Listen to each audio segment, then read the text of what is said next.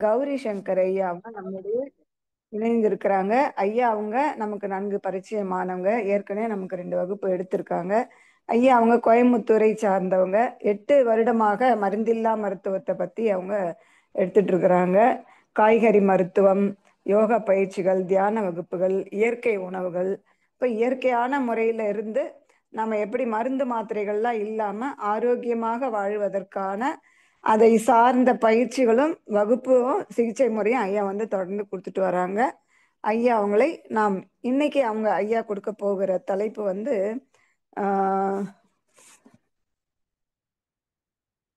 அதாவது அலோபதி மருத்துவமும் ஆஹ், இயற்கை மருத்துவம்ன்ற தலைப்புல தான் ஐயா கொடுக்க இருக்கிறாங்க.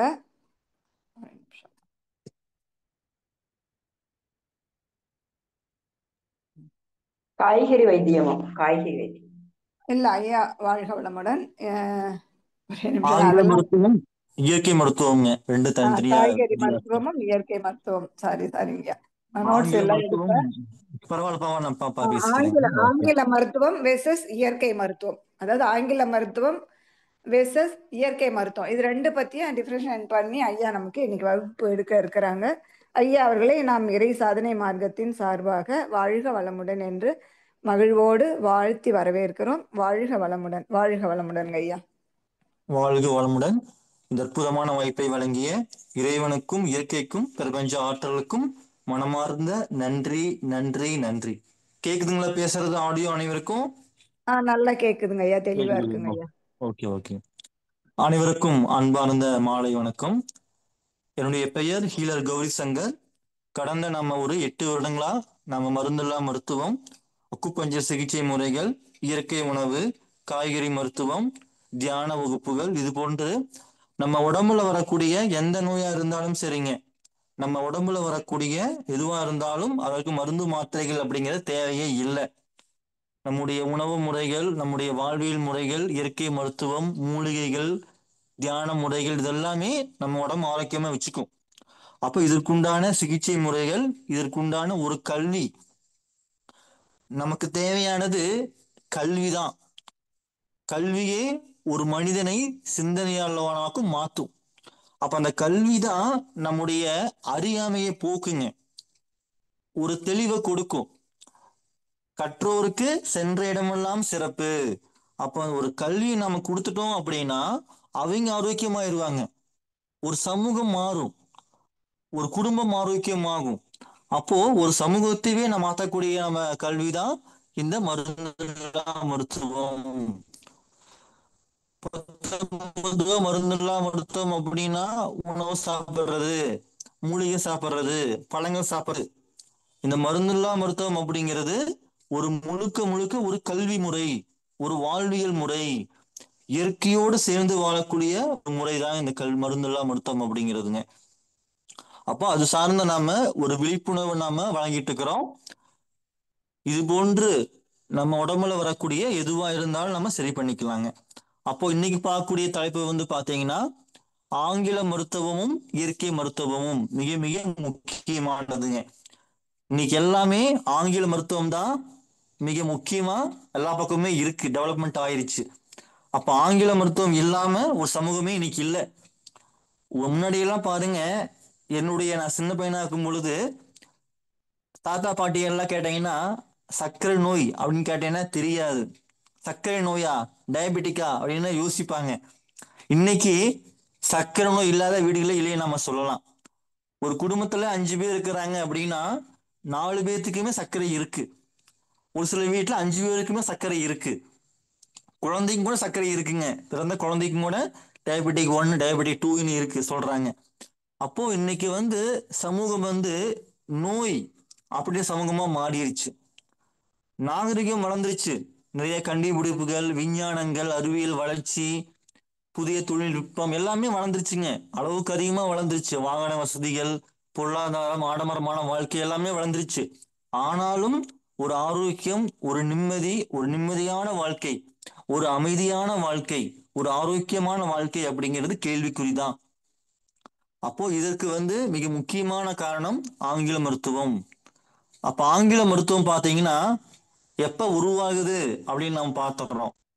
இந்த ஆங்கில மருத்துவம் எப்ப இந்தியாக்குள்ள வந்துச்சு, எப்ப தமிழ்நாட்டுக்குள்ள வந்துச்சு அப்படிங்கிறது ரொம்ப முக்கியங்க. இன்னைக்கு வந்துச்சா, நேத்து வந்துச்சா, எடுத்துடனே வர முடியாது. எந்த ஒரு மருத்துவமே பாருங்க, எந்த ஒரு வணிகமும், எந்த ஒரு தொழிலுமே எடுத்தோன்னே நம்ம ஜெயிக்க முடியாதுங்க. இதுதான் உண்மை. அப்போ ஒரு தொழில், ஒரு வணிகம் இந்தியாக்குள்ள வருது அப்படின்னா, அது முதல்ல வரக்கூடிய விஷயம் வந்து அலோபதி முறையில வந்து எப்படி வந்துச்சு அப்படின்னா, ஒரு கம்பெனி வருது. அந்த கம்பெனி பிரிட்டிஷ் காலத்துல, ஆங்கிலேயர் காலத்துல, ஆங்கிலேயர் வந்து நம்ம நாட்டுக்குள்ள வராங்க. அப்ப வரும் பொழுது அவங்க நோக்கம் வந்து பாத்தீங்கன்னா நம்முடைய வணிகம். நம்ம நாட்டுல என்ன வளங்கள் இருக்குங்க? நம்ம நாட்டுல வந்து பாத்தீங்கன்னா இயற்கையான வளங்கள் இருக்கு. தாவரங்கள் இருக்கு, மூலிகைகள் இருக்கு, காய்கறிகள், பழங்கள், சிறுதானியங்கள், அரிசி, பாரம்பரிய அரிசி, ஒரு செழுமையா இருந்துச்சுங்க. அவ்வளவு செழுமை. இப்ப இல்ல மாதிரி இல்ல நம்முடைய சமூகம். நம்முடைய சமூகம் வந்து பாத்தீங்கன்னா வெறும் 1000 ரூபாய்க்கும், மாசமான 1000 ரூபாய்க்கு வாங்கக்கூடிய சமூகம் அல்ல. நம்ம சமூகம் வந்து வாரி வாரி கொடுக்கக்கூடிய சமூகம் நம்முடைய சமூகம். நம்முடைய நாடு வந்து தமிழ்நாடு வந்து பாத்தீங்கன்னா அவ்வளவு வளங்கள், அவ்வளவு இயற்கையான சுரங்கம், அவ்வளவு தாவரங்கள், அவ்வளவு அலுமினிய பொருட்கள், அதாவது அவ்வளவு விஷயங்கள் இருக்குங்க. மூலிகைகள், மண் சார்ந்த விஷயங்கள், விவசாயம், கல்வி, ஆரோக்கியம், குருகுல கல்வி, இயற்கை விவசாயம், இயற்கை வேளாண்மை, பாரம்பரிய கலைகள், பாரம்பரிய விளையாட்டு, பாரம்பரிய மூலிகைகள், பாரம்பரிய மருத்துவம், பாரம்பரிய யோகா பயிற்சி முறைகள், இவ்வளவு இருந்துக்குது நம்முடைய நாட்டுல. அப்ப இது எல்லாமே ஆங்கிலேயருக்கு பிடிச்சு போய் இந்த நாட்டுல வந்து ஒரு வணிகம் செய்யணும் அப்படின்ட்டு வராங்க. அந்த பேரு தான் த பிரிட்டிஷ் ஈஸ்ட் இந்தியன் கம்பெனின்னு பேருங்க. அந்த கம்பெனி உள்ளுக்குள்ள வருது. இந்த கம்பெனி வந்து வந்த உடனே பாருங்க, அவங்களுடைய படைகள் எல்லாமே உள்ளுக்குள்ள வருதுங்க. அவங்களுடைய ராணுவ படைகள், அவங்களுடைய ஆபீசர்ஸ் எல்லாமே உள்ளுக்குள்ள வராங்க. முதல் படி கம்பெனி வருது. கம்பெனி வந்த பிறகு அது கூடவே வந்து அழகக்கூடிய படை வீரர்கள், அலுவலர்கள் எல்லாமே உங்க கம்பெனி வந்து உள்ளுக்குள்ள வருது, சென்னைக்குள்ள வருது. சென்னை அப்படிங்கிறது இப்போ, முன்னாடி வந்து பாத்தீங்கன்னா மெட்ராஸ் இருந்துச்சு அந்த காலத்துல. அப்போ இந்த systems have down foundation for the speed. அப்ப வந்து அந்த சிஸ்டமே உள்ளுக்குள்ள வருது, மெடிசன் இந்தியாக்குள்ள வருது, அலோபதி முறை. இதுதான் முதல் வரக்கூடிய விஷயம். இது எப்ப வருது அப்படின்னா, when did allopathy medicine arrive in Tamil Nadu? தமிழ்நாட்டுக்குள்ள எப்ப வருது அப்படின்னா, அலோபதிக் மெடிசன் பிகின்ஸ் டுவேர்ட்ஸ் 1700 வருதுங்க. தோராயமா சொல்றேன் நான், ஆண்டுகள் கரெக்டா நம்ம சொல்ல. தோராயமா பாத்தீங்கன்னா 1700 ஆண்டுகள்ல இந்திய தமிழ்நாட்டுக்குள்ள வருது அலோபதி முறை. The first medical college in South India established in Madras, now Chennai. அப்போ முதல் மெடிக்கல் கல்லூரி, மருத்துவ கல்லூரி எப்ப உருவாச்சு அப்படின்னா 1835 உருவாச்சுங்க. சென்னையில உருவாகுது. சென்னைங்கிறது இப்போ, மெட்ராஸ்ங்கிறது அப்போ, அந்த முறையில சொல்றோம். அப்போ 1835 தான் அந்த கல்வி உருவாகுது. ஏன் கல்வியை கொண்டு வந்தாங்க? எடுத்தோடனே ஹாஸ்பிட்டல் உருவாக்கலாமே, எடுத்தோடனே கேம்ப் போட்டிருக்கலாம்ல, எடுத்தோடனே பெரிய ஹாஸ்பிட்டல் உருவாக்கி அங்க கேம்ப் போட்டு எல்லாமே பண்ணலாம்ல. ஏன் கல்வி உருவாக்குனாங்க அப்படின்னா, நம்முடைய தமிழ் சமூகம் வந்து ரொம்ப அறிவு சார்ந்த சமூகம், ரொம்ப தெளிவான சமூகம் நம்முடைய சமூகம் வந்துங்க. அப்போ ஒரு விஷயத்த மாத்தணும் அப்படின்னா அவங்களுடைய அடிப்படையில கை வைக்கணும். அப்போ அந்த அறியாமைய நாம வந்து கொண்டு வரணும். அப்போ அவன் வந்து ரொம்ப ஸ்ட்ராங்கா இருந்தா, நம்முடைய கல்வி முறை வந்து ரொம்ப உறுதியா இருந்துச்சுங்க. பாரம்பரிய விவசாயம், பாரம்பரிய கல்வி எல்லாமே பக்காவா இருந்துச்சு, ரொம்ப தெளிவா இருந்துச்சு. அப்ப இதை கொண்டு வந்த முததான் மெடிக்கல் காலேஜ். அப்ப அந்த மெடிக்கல் கல்வி முறைகள் மூலமா ஒரு கல்வியை நாம கொடுத்தோம் அப்படின்னா அந்த சமூகம் அந்த கல்வி முறையில மாறி அப்ப ஆட்டோமேட்டிக்கா என்ன ஆவாங்க, அலோபதிக்குள்ள வந்துருவாங்க. அப்போ ஒரு கல்வி அப்படிங்கிறது சாதாரண விஷயமே அல்ல. அப்ப அந்த ஒரு கல்வி ஒரு குடும்பத்தை மாத்தும், ஒரு சமூகத்தையே மாத்தக்கூடியதா கல்வி. அப்படித்தான் வராங்க. அடுத்தா பாருங்க, இயற்கை உணவுகள், காய்கறி, மூலிகை இதெல்லாமே பாருங்கன்னா பிரிட்டிஷ், அங்க பிரிட்டிஷ் வரக்கு முன்னாடி நம்ம எப்படி இருந்தோம் அப்படின்னா, அப்பெல்லாம் பாருங்க ஹாஸ்பிட்டலே இல்ல, மருத்துவமனைகளே இல்ல. நான் சொல்றது 1600 ஆண்டுகளுக்கு முன்னாடி சொல்றேன் நான். அப்பெல்லாம் மருத்துவமனையில எதுவுமே இல்ல. சாதாரண ஒரு தலைவலியோ, முதுகு வலியோ, கை கால் வலியோ அப்படிங்கும் பொழுது வீட்டு வைத்தியர் இருந்தாங்க, பாரம்பரிய மருத்துவர்கள் இருப்பாங்க. போனீங்கன்னா நீவி விடுவாங்க, பிடிச்சி விடுவாங்க, மூலிகை தருவாங்க, ஹெர்பல் தருவாங்க. இது அப்படிதான் இருந்துச்சு. அப்பெல்லாம் மூலிகைகள் இருந்துச்சு, பாரம்பரிய வைத்தியங்கள் இருந்துச்சு, நாட்டு வைத்தியங்கள் இருந்துச்சு, ஹெர்பல் இருந்துச்சு, மூலிகை இருந்துச்சு, இப்படிதான் இருந்துச்சுங்க எல்லாமே. அப்புறம் பாருங்க ஓவர் டைம் அப்ப அந்த முறைகள் எல்லாமே இந்த ஆங்கில மருத்துவம் வந்த பிறகு அப்படியே மாறிடுச்சுங்க. என்னவா மாறிச்சு? நாட்டு வைத்தியம் கேட்காது, நாட்டு வைத்தியம் மூடநம்பிக்கை வைத்தியம், நாட்டு வைத்தியம்ங்க ஒண்ணுமே தெரியாது, அவங்க படிக்கல, அவங்க எல்லாம் முட்டாள் அப்படிங்கிற மாதிரி மாறிக்கு. அப்படியே சிந்தனை மாறுதுங்க. அப்ப மக்கள் என்ன பண்றாங்க? ஹாஸ்பிட்டலுங்க, காலேஜுக்குள்ள ஓபன் பண்றாங்க. காலேஜ் ஓபன் ஆகுது. ஓபன் ஆன உடனே என்ன வருதுன்னா, emergency care, advance surgical treatment, அப்ப இதெல்லாம் உருவாகுதுங்க. அதாவது எடுத்தோடனே அவங்க மிஷினை கொண்டு வரல. முதல்ல கல்வி காலேஜ் ஓபன் பண்றாங்க. அதுக்கப்புறமா பாத்தீங்கன்னா சின்ன சின்ன எக்யூப்மெண்ட் எல்லாம் வருது. எடுத்தோடனே பெரிய எக்யூப்மெண்டா வரல, சாதாரண ஒரு கருவி வருது. அதை பார்க்கும் பொழுது மக்களுக்கு என்ன ஆகுதுங்க? இது நாள் வரைக்கும் நாட்டு வைத்தியம் பார்த்த மக்கள் அவருடைய பார்வை மாறுது. புதுசா ஆளுங்க வராங்க, புதுசா ஒரு கருவி வருது, புதுசா ஒரு எக்யூப்மெண்ட் வருது, புதுசா ஒரு ஒரு மிஷின் வருது. அப்படிங்கும் பொழுது ஒரு நம்பிக்கை ஏற்படுது. People gradually trusted and accepted allopathy medicine. அப்ப ட்ரஸ்ட், நம்பிக்கை உருவாகுதுங்க. அப்ப நம்பிக்கை உருவான உடனே அந்த பார்வை கொஞ்சம் கொஞ்சமா மாற ஆரம்பிக்குது. இதுதான் உண்மைங்க. அதுக்கு அடுத்தா பாருங்க, காலப்போக்கில் ஆங்கில மருத்துவத்தின் அவசர சிகிச்சை திறன், அறுவை சிகிச்சைகள் மற்றும் நோயாளி பராமரிப்பு முறைகள் மக்கள் ஏற்றுக்கூட ஆரம்பித்தனாங்க. அப்ப காலப்போக்கில் வரும் பொழுது ஆங்கில மருத்துவம் அவங்க செய்யக்கூடிய விதம், சிகிச்சை இப்ப நாம எல்லாம் பாருங்க, நம்ம நாட்டு வைத்தியம் எல்லாம் கொஞ்சம் டைம் எடுத்துக்கும், நிரந்தரமா சரியாகும், பக்க விளைவு இல்லாதது. ஒரு மூலிகை சாப்பிட்டீங்க அப்படின்னா அந்த மூலிகை பக்க விளைவு உண்டாக்காது. அந்த மூலிகை ஏன் உருவாக்காது அப்படின்னா இயற்கையானது. மூலிகை அப்படின்னா இயற்கையானது. மழை பெய்யுது, மூலிகை செடி முளைக்குது, தாவரங்கள் முளைக்குது, பஞ்சபூதங்களா உருவானது. அப்ப இயற்கை அப்படிங்கிறது தெய்வம், இயற்கை அப்படிங்கிறது இறைவனுக்கு நிகரானது. அதே நீங்க மருந்து மாத்திரை போயிட்டீங்கன்னா செயற்கையானது. அப்ப மக்கள் என்ன யோசிக்கிறாங்க அப்படின்னா, இந்த நாட்டு வைத்தியம் அப்படிங்கிறது சீக்கிரமா கேட்காது, அது பொய்யான வைத்தியம், ஏமாற்று வேலை, அவங்க படிக்கல, அவங்களுக்கு ஒன்றும் தெரியாது அப்படின்னு யோசிக்கிறாங்க. டக்குன்னு இந்த அலோபதி வரும் பொழுது அவங்க சொல்லக்கூடிய விதம் என்னன்னா, டக்குன்னு நான் உனக்கு ட்ரீட்மெண்ட் பண்றேன், சீக்கிரமா சரி பண்றேன், இந்த ஊசியை போடு, இந்த ட்ரீட்மெண்ட் எடுத்துக்க, டக்குன்னு சரியாகும், டக்குன்னு மாற்றம் தெரியும் அப்படின்னு சொல்றாங்க. அதுதான் சொல்றாங்க அவசர சிகிச்சை திறன். அடுத்தா பாத்தீங்கன்னா அறுவை சிகிச்சை. எலும்பு உடைஞ்சிருச்சா, ஆக்சிடென்ட் ஆயிருச்சா, அப்போ டக்குன்னு ஹாஸ்பிட்டலுக்கு வா, நான் ஊசி போட்டு வர்றேன், வைத்தியம் பண்றேன்னு சொல்றாங்க. நோயாளி பராமரிப்பு, அப்ப என்ன பண்றாங்க? டேக் கேர் பண்றாங்க. நல்லா இருக்கிறீங்க, ஆரோக்கியமா இருக்கிறீங்க, என்ன வேணாலும் கேளுங்க, நான் ஒண்ணு பாத்துக்கிறேன் அப்படின்ட்டு ஒரு அன்பு செலுத்துறாங்க. அப்ப இந்த அன்பு, இந்த சிகிச்சை முறை, அவசர சிகிச்சை திறன் எல்லாமே சேருதுங்க. எல்லாம் சேர்ந்துதான் இங்க ஆங்கில மருத்துவம் உள்ளுக்குள்ள வருது. மக்கள் அதை ஏற்க தொடங்கி நம்பிக்கை உருவாகுதுங்க. அப்ப நம்பிக்கை அப்படிங்கிறது எடுத்தோடனே உருவாகல, கொஞ்சம் கொஞ்சமா தான் உருவாகுது நம்பிக்கை. அந்த நம்பிக்கைக்கு மிக முக்கியமானது அவங்க செய்யக்கூடிய வேலை. அதுதான் ரொம்ப ரொம்ப முக்கியமானதுங்க.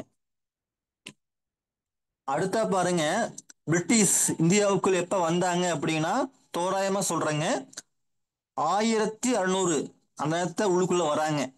கம்பெனி பேர் பாத்தீங்கன்னா ஈஸ்ட் இந்தியா கம்பெனி, இங்கிலாந்து அரசு. அப்போ அந்த கம்பெனி இங்க இருந்துச்சுங்க. முதல்ல இங்கிலாந்துல இருந்துச்சு அந்த கம்பெனி, அது ஒரு அரசு, இங்கிலாந்தோட அரசிய கவர்மெண்ட். அவர் நோக்கம் பாத்தீங்கன்னா வணிகம் செய்வது. இந்தியாவுக்குள்ள இந்தியாவுக்குள்ள தமிழ்நாட்டுக்குள்ள வணிகம் செய்வது, வியாபாரம் செய்வதுதான் முதல் நோக்கம். அதுக்காகத்தான் வராங்க. ஏன்னா இங்கிலாந்துல நிறைய ஹாஸ்பிட்டல் இருக்கு, நிறைய ஹாஸ்பிட்டல்கள் நிறைய இருக்கு. அந்த ஹாஸ்பிட்டலுக்கு தேவையான மூலிகைகள், சில பொருட்கள் எல்லாமே நம்ம இங்க இருக்கு, தமிழ்நாட்டுக்குள்ள இருக்குங்க, அதிகமா இந்தியாக்குள்ள இருக்கு. அப்போ இங்கிலாந்துக்கு ஹாஸ்பிட்டலுக்கு தேவையான அனைத்து பொருட்களுமே தமிழ்நாட்டில் தான் வணிகம் செய்ய வராங்க. முதல் நோக்கம் பாத்தீங்கன்னா மசாலா. மசாலா அப்படின்னு சொல்லும் பொழுது திப்பிலி, மிளகு, மிளகாய் எல்லாமே முக்கியமான பொருட்கள். அப்ப அது எல்லாத்தையுமே வாங்குறது தான் நோக்கம், முதல்ல வரக்கூடிய நோக்கம், அந்த நோக்கம். அடுத்த பாருங்க பட்டு பொருட்கள், சுரங்க வளங்கள். சுரங்க வளங்கள் அப்படிங்கிறது மண் வளம், இயற்கை வளம், இது எல்லாமே வளங்கள் தான். பூமிக்கு அடியில் என்ன இருக்குதோ அதெல்லாமே வளங்கள். நம்முடைய நாட்டு பாத்தீங்கன்னா நம்ம நாட்டுல வந்து எல்லாமே வளங்கள் தாங்க, எதுவுமே இல்லை.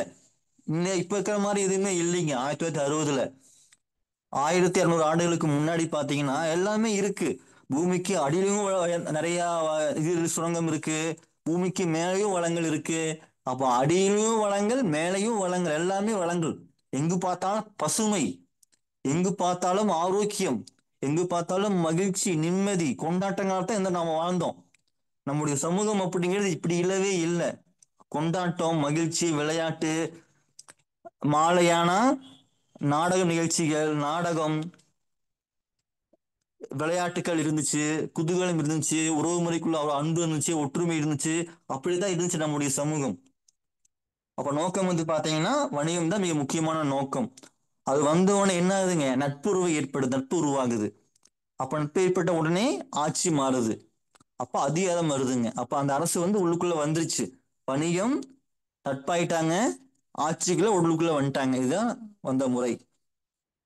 அடுத்தது பாத்தீங்கன்னா தமிழ்நாட்டுல வந்து எப்ப அந்த நிலம் வாங்கப்பட்டுச்சு அப்படின்னா, தமிழ்நாட்டுல சென்னையில 1739 தான் நிலம் வாங்கப்படுதுங்க.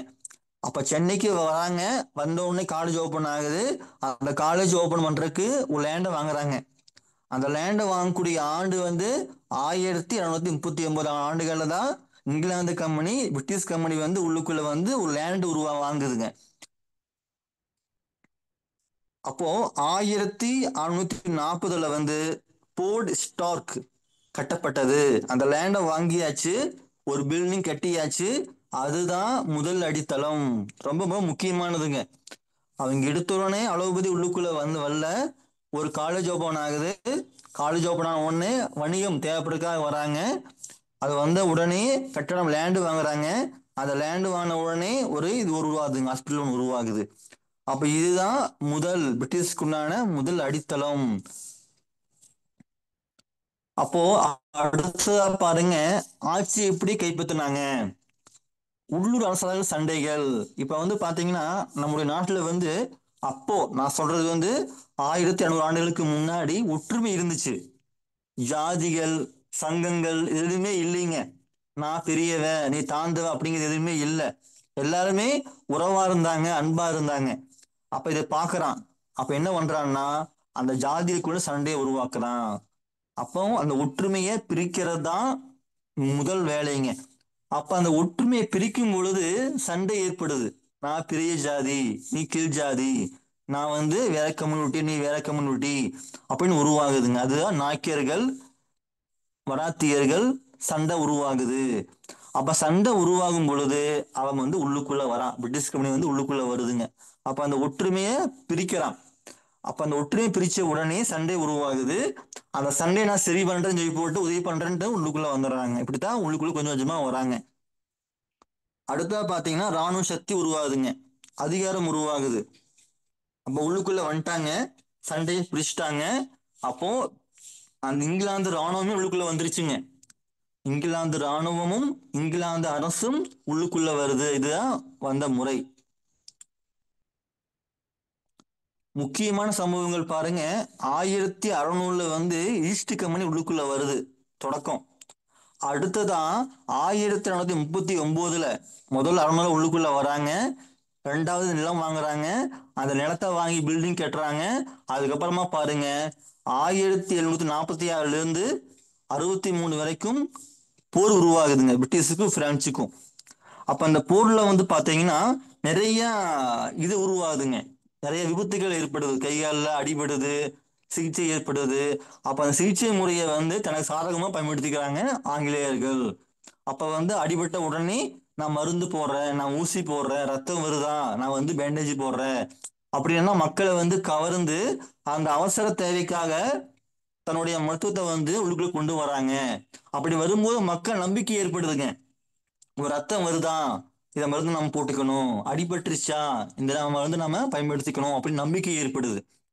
அந்த நம்பிக்கை மூலமாகத்தான் உள்ளுக்குள்ள வந்துடுறாங்க. தமிழ்நாடு முழுக்க பிரிட்டிஷ் ஆட்சி உறுதியாகுது. அப்போ 1801, அப்ப 1600 இருந்து கொஞ்சம் கொஞ்சமா உருவாகி கரெக்டா 1801 ஆண்டுகள்ல வந்து தமிழ்நாடு முழுவதும் என்னதுங்க, அது ஆட்சி வந்து அப்படியே உறுதி ஆயிடுச்சு. ரொம்ப ஸ்ட்ராங் ஆயிடுச்சு அதோட ஆட்சி. அப்ப வணிகம் அப்படிங்கிற பேர்ல உள்ளுக்குள்ள வந்தவங்க அரசியலா மாத்துறாங்க. அரசியல் உள்ளுக்குள்ள வருது, ராணுவம் வருது, ஆட்சியை பிடிச்சிட்டாங்க. இதுதான் மிக முக்கியமானதுங்க. அப்ப வணிகம், அரசியல், சூழ்நிலை, சண்டைகள், ராணுவம், ஆட்சி. இப்ப வந்து என்ன இருக்குதுங்க, முழுக்க முழுக்க பிரிட்டிஷ் ஆட்சி தான் உள்ளுக்கு உடம்புக்குள்ள இருக்கு, நாட்டுக்குள்ள இருக்கு. வணிகம் நம்பிக்கையாய் மாறியது, நம்பிக்கை ஆட்சியாய் மாறியது, ஆட்சி அடிமையா மாறிடுச்சுங்க. அப்ப இனிமேல் அப்ப பாத்தீங்கன்னா இயற்கை மருத்துவம், நாட்டு மருத்துவம், இதுதான் நம்முடைய பார்வை மாறணுங்க. அப்ப நம்முடைய அந்த ஆட்சி ஆங்கிலேயர்கள் வந்து எடுத்துடனே வரல. வணிகம், நம்பிக்கை, அந்த நம்பிக்கையை வந்து ஆட்சி பிடிக்கிறாங்க, அரசாங்கமா மாறுது, அடிமையா நம்ம வந்து மாறிடுறோம்.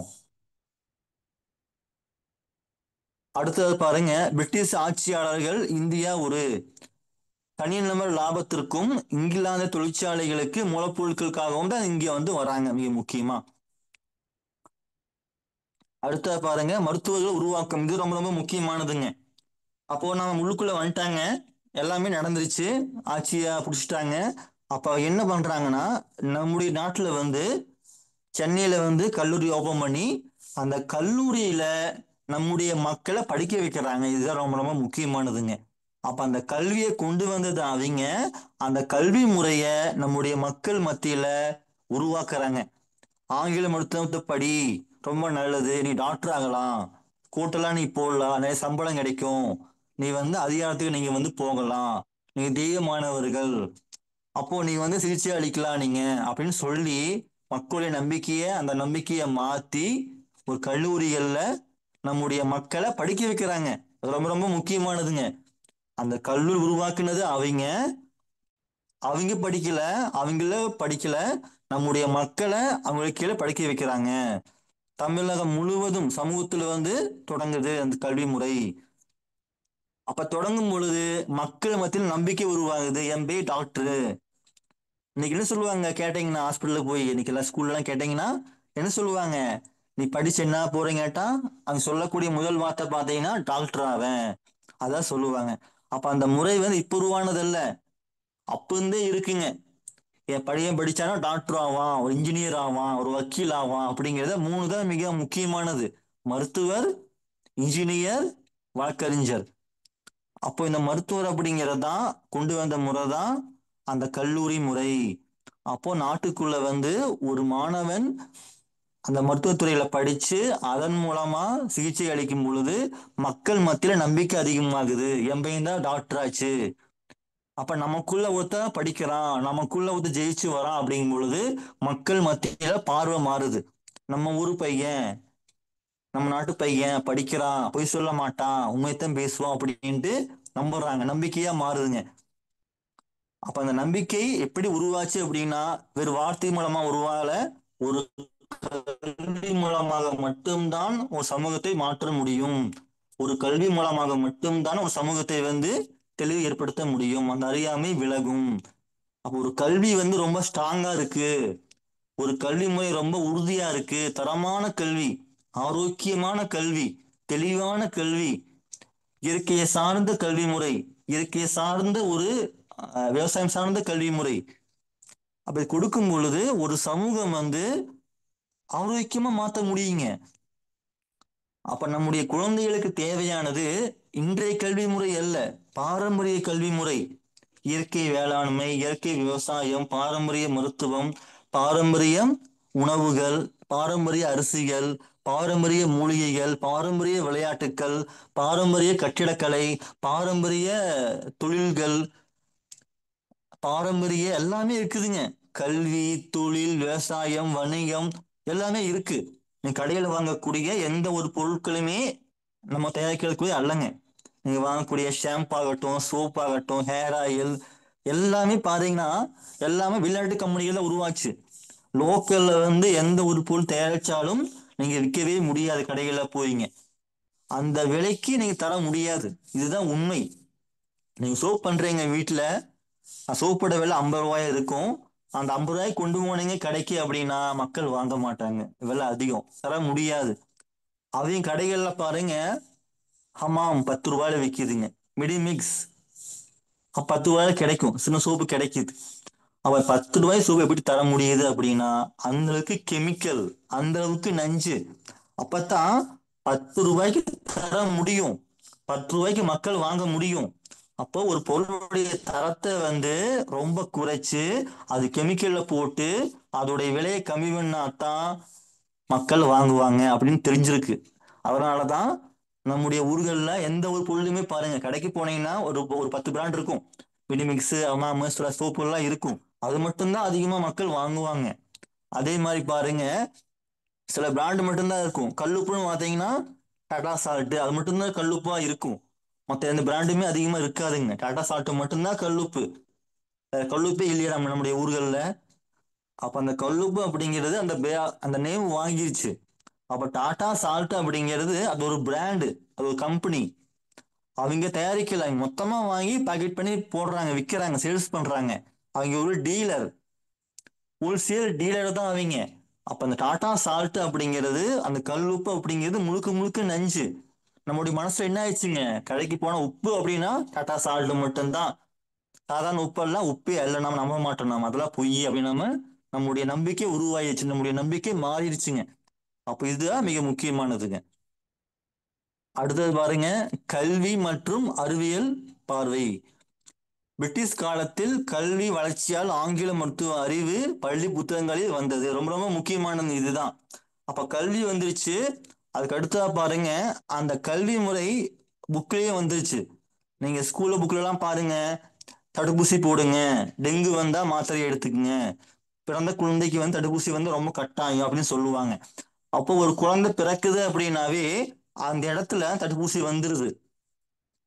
ஒரு குழந்தை பிறக்கும் பொழுதே அந்த குழந்தை நார்மல் டெலிவரி உருவாகிறது இல்லை. அப்ப அந்த குழந்தைய ஊசி போட்டு அந்த வழி மாத்திரைகள் கொடுத்து தான் ஒரு குழந்தை உருவாகுதுங்க. அப்ப அந்த குழந்தை அற்புதமான ஒரு குழந்தை, அற்புதமான ஒரு கரு. அந்த கரு உருவாகும் பொழுதே ஊசி போட்டுடுறாங்க, தடுப்பூசி. அப்ப தடுப்பூசி போட்ட குழந்தைகள் ஆரோக்கியமாக வாழ முடியாது, கஷ்டம், கடினம். அப்போ அந்த குழந்தைக்கு சிந்திக்கும் ஆற்றல் இருக்காதுங்க. மூளை மழுகிரும். நாட்டு மாடா இருக்காது, ஒரு ஜெர்சி மாடா தான் இருக்குமே தவிர நாட்டு மாடா இருக்கவே இருக்காது. அப்போ குழந்தை பிறந்த குழந்தைக்கு உடனே தடுப்பூசி போட்டுறாங்க. அது அங்கேயே ஒரு வணிகம் உருவாயிருச்சு. அடுத்த பாருங்க, அது போட்ட உடனே புக்ல வந்துருச்சு, காய்ச்சல்னா மருந்து மாத்திரை எடுத்துக்க, தடுப்பூசி போட்டுக்க அப்படிங்கிற புக்லயே வந்துருச்சுங்க, எல்லா புக்லயுமே, இந்த ஸ்கூல்ல எல்லா ஸ்கூல்லையுமே. அடுத்த பாருங்க, டாக்டர் சமூகம் அந்தஸ்து உருவாகிருச்சு. டாக்டர்னாவே ஆங்கிலம் பேசுவாங்க, எல்லாமே தெரியும், படிச்சவங்க, டிகிரி படிச்சிருக்கிறாங்க, சர்டிபிகேட் இருக்கு, வெள்ளையா இருப்பாங்க, பொய் சொல்ல மாட்டாங்க. டாக்டர் அப்படிங்கிறது ஒரு தெய்வமானவங்க, ரொம்ப நம்பிக்கையானவங்க, ஏமாத்த மாட்டாங்க அப்படிங்கிற ஒரு நம்பிக்கை உருவாயிடுச்சுங்க, அந்தஸ்து உருவாயிடுச்சு. அதுதான் மிக மிக முக்கியமான காரணம். ஆங்கில மருத்துவம் பரவிய மிக முக்கியமான வழிகள் ரொம்ப ரொம்ப முக்கியமானதுங்க. அப்போ ஆங்கில மருத்துவம் எப்ப எப்படி பரவுச்சு அதிகமா அப்படின்னா, இலவச சேவை ரொம்ப ரொம்ப முக்கியம். அரசு மருத்துவமனைகள் இலவச சேவை உருவாகுதுங்க. அப்ப நம்முடைய மக்கள் மத்தியில இலவசம் கொடுக்கறாங்க. எடுத்த உடனே கட்டணம் தீர்மானிக்கல, எடுத்த உடனே ஃப்ரீயா நம்ம கேம்ப் நடத்துறோம், இலவசம். தலைவலியா, காய்ச்சலா, இது நீங்க பாத்துக்கலாம், உடம்பெல்லாம் வலிக்குதா, ஃப்ரீயா நீங்க சிகிச்சை எடுத்துக்கலாம் அப்படின்னு சொல்றாங்க. அப்ப அந்த இலவச முகாம் தான் மக்கள் மத்தியில அப்படி கொண்டு போய் சேருதுங்க. மக்கள் யோசிக்கிறான், ஃப்ரீயா தராங்க, நம்ம சிகிச்சை எடுத்துக்கலாம், உடம்பு ஆரோக்கியமாயிக்கும் அப்படின்ட்டு அப்படியே மாறுது. அப்ப அந்த பாரம்பரிய முறைகள்ல இருந்து கொஞ்சம் கொஞ்சமா கொஞ்சம் கொஞ்சமா அடுத்த கட்டமா என்ன ஆகுதுங்க, இலவச முகாமா மாறுது. பள்ளிகள், கல்லூரிகள் எல்லா பக்கமும் என்ன ஆகுதுங்க, மருத்துவ கல்வி உள்ளுக்குள்ள வருது. நான் முன்னாடி சொன்ன மாதிரி தான். அப்ப ஒரு தலைமுறையை மாத்தணும் அப்படின்னா அந்த கல்வியை மாத்தணும், அவனுடைய சிந்தனையை மாத்தணும். கல்வி மூலமா சிந்தனை மாறும், சிந்தனை மூலமா சிந்திக்கக்கூடிய ஆற்றல் மாறும். அப்போ ஒரு கல்வியை நாம கொடுத்துட்டோம் அப்படின்னா, அந்த ஒரு காலேஜில் 100 பேர் படிப்பாங்க, அந்த 100 பேர்த்துக்குமே ஒரே சிலபஸ். அப்ப 100 பேர்த்துக்கு ஒரே சிலபஸ் அப்படின்னா சிலபஸுக்குள்ள கொண்டு வர்றது கல்வி. அப்ப அந்த சிலபஸுக்குள்ள மாத்திரை எடுத்துக்க, ஊசி போட்டுக்க அப்படின்னு சொல்லும் பொழுது அது கல்வியா மாறுதுங்க. அப்ப அந்த பையன் அந்த குடும்பம் எல்லாமே என்னமா யோசிக்குதுங்க, அவ்வளவு பத்தி ரொம்ப நல்லது, நவீன மருத்துவம் அப்படின்னு எல்லாமே மாறுது, கல்வி முறையா மாறுது. மூணாவது பாருங்க, பட்டம். பட்டம் தராங்க அதிகமா. அப்போ நீங்க படிச்சிட்டீங்க, ஒரு எம்பிபிஎஸ் டிகிரி முடிச்சிட்டீங்க அப்படின்னா நீங்க ஒரு ஆங்கில மருத்துவர் சர்டிபிகேட் உடைய நீங்க ஒரு ஆங்கில மருத்துவம் நீங்க பிராக்டிஸ் பண்ணிக்கலாம், நீங்க கிளினிக் வச்சுக்கலாம் அப்படின்னு சொல்றாங்க. அடுத்த பாத்தீங்கன்னா பிரிட்டிஷ் ராணுவம், காவல் நிலையங்கள் எல்லாமே உள்ளுக்குள்ள வருதுங்க. அப்ப இது எல்லாமே நிறைய உள்ளுக்குள்ள வருது. அப்ப ராணுவம் வந்துருச்சு, காவல் நிலையங்களும் வந்துருச்சு, நிர்வாகம் நிறைய எல்லாமே உள்ளுக்குள்ள வந்துருச்சுங்க. அஞ்சாவதா பாருங்க, தீவிர நோய்களுக்கான குணப்படுத்தும் திறன், மக்கள் அனுபவம். அப்போ நம்மளுடைய நாட்டு மருத்துவத்துல எடுத்துடனே கொஞ்சம் நேரமான கொஞ்சம் டைம் எடுத்துக்கும், ஆனா நிரந்தரமா சரியாகும். இதுதான் உண்மை. நிரந்தரமா சரியாகும், பக்க விளைவு இல்லாதது. இயற்கை வைத்தியமாகட்டும், நாட்டு வைத்தியமாகட்டும், பாரம்பரிய முறைகளாகட்டும், சித்தா எல்லாமே பாருங்க, தரமான முறைகள், பக்க விளைவே இல்லாதது, இயற்கையானது. ஆனா அதை அப்படியே மாத்துறாங்க. பிரிட்டிஷ் ஆங்கில மருத்துவம் என்ன சொல்லுதுங்க, அதெல்லாம் முரண் நம்பிக்கை, அவங்களுக்குலாம் ஒன்றும் தெரியாது, படிக்கல, நாங்க படிச்சிருக்கோம், நாங்க டிகிரி வாங்கியிருக்கிறோம், நாங்க பட்டம் வாங்கிக்கிறோம், நாங்க சர்டிபிகேட் இருக்கு அப்படின்னு காமிச்சு மக்கள் அப்படியே கொஞ்சம் கொஞ்சமா மாத்துறாங்க. இதுதான் மிக மிக முக்கியமானதுங்க. அடுத்தா பாத்தீங்கன்னா, ஆங்கில மருத்துவம் வளர்ச்சிக்கு மிக முக்கிய காரணம் எதுங்க, நம்பிக்கை தான். அப்ப அந்த நம்பிக்கையை உருவாக்கி, அது எடுத்துடனே உருவாகல, படிப்படி 1600 ஆண்டுகள்ல இருந்து 1600 இருந்து 1900 வரைக்கும் நம்பிக்கை உருவாயிடுச்சு. அப்ப அந்த நம்பிக்கை மக்கள் மனதில ரொம்ப ஆழமா பதிவாதுங்க. மருத்துவர் என்ன சொல்றாங்க, தெய்வ மாதிரிங்க, தெய்வ சார் நீங்க அப்படின்னு சொல்லுவாங்க. அப்ப மக்கள் அப்புறம் மருத்துவரை தெய்வம் பார்க்கக்கூடிய முறை உருவாகுதுங்க. அப்ப மருத்துவர் தெய்வம் அப்படிங்கிற முறை ஒரு முறை உருவாகுது. இயற்கை மருத்துவத்தில் இருந்த நம்பிக்கை கொஞ்சம் கொஞ்சமா குறைய ஆரம்பிக்குது. இனிமேல் நம்ம என்ன பண்ணணும் அப்படின்னா, இயற்கை மருத்துவம் நம்ம நம்பிக்கை ஏற்படுத்தணும். இதுதான் ரொம்ப முக்கியமானதுங்க. அடுத்த பாத்தீங்கன்னா, வெளிநாட்டுடைய பார்வை என்னவா மாறுது பாருங்க. மக்கள் என்ன யோசிக்கிறாங்க அப்படின்னா, வெஸ்டர்ன் கோட், வெள்ளை கோட்டு அப்படிங்கிறது அது ஒரு வணிகம் தான். அந்த நம்முடைய பார்வை அப்படியே மாறுதுங்க. மக்கள் பார்க்கறான், நாட்டு வைத்தியம்னா சட்டை போட மாட்டாங்க, பனியன் போட்டிருப்பாங்க, முடி விட்டுருப்பாங்க, இங்கிலீஷ் தெரியாது, பேச தெரியாது, மூலியாச்சு தருவாங்க. அப்போ ஒண்ணுமே தெரியாது, ஒரு நம்பிக்கை அப்படியே மாறுது. ஆங்கில மருத்துவம்னா அழகா இருப்பாங்க, அழகான தோற்றம், கோட் போட்டிருப்பாங்க, வெள்ளை ஆடை, அழகான ட்ரெஸ்ஸு, கிளாஸ் போட்டிருப்பாங்க, அப்படியே எல்லாமே மாறுதுங்க, தோற்றமே மாறுது, மருத்துவ முகம் மாறுது. எது எல்லாத்தையும் கேட்டாலும் பொறுமையா சொல்றாங்க, அன்பா பேசுறாங்க. ஆங்கில மருத்துவம் ஆரம்பத்துல, இப்பதான் எல்லாம் மாறிடுச்சுங்க. ஆங்கில மருத்துவம் முன்னாடி எல்லாம் அப்படி இல்லைங்க. ஆங்கில மருத்துவம் எப்படி சொன்னாங்க, அன்பா பேசுவாங்க.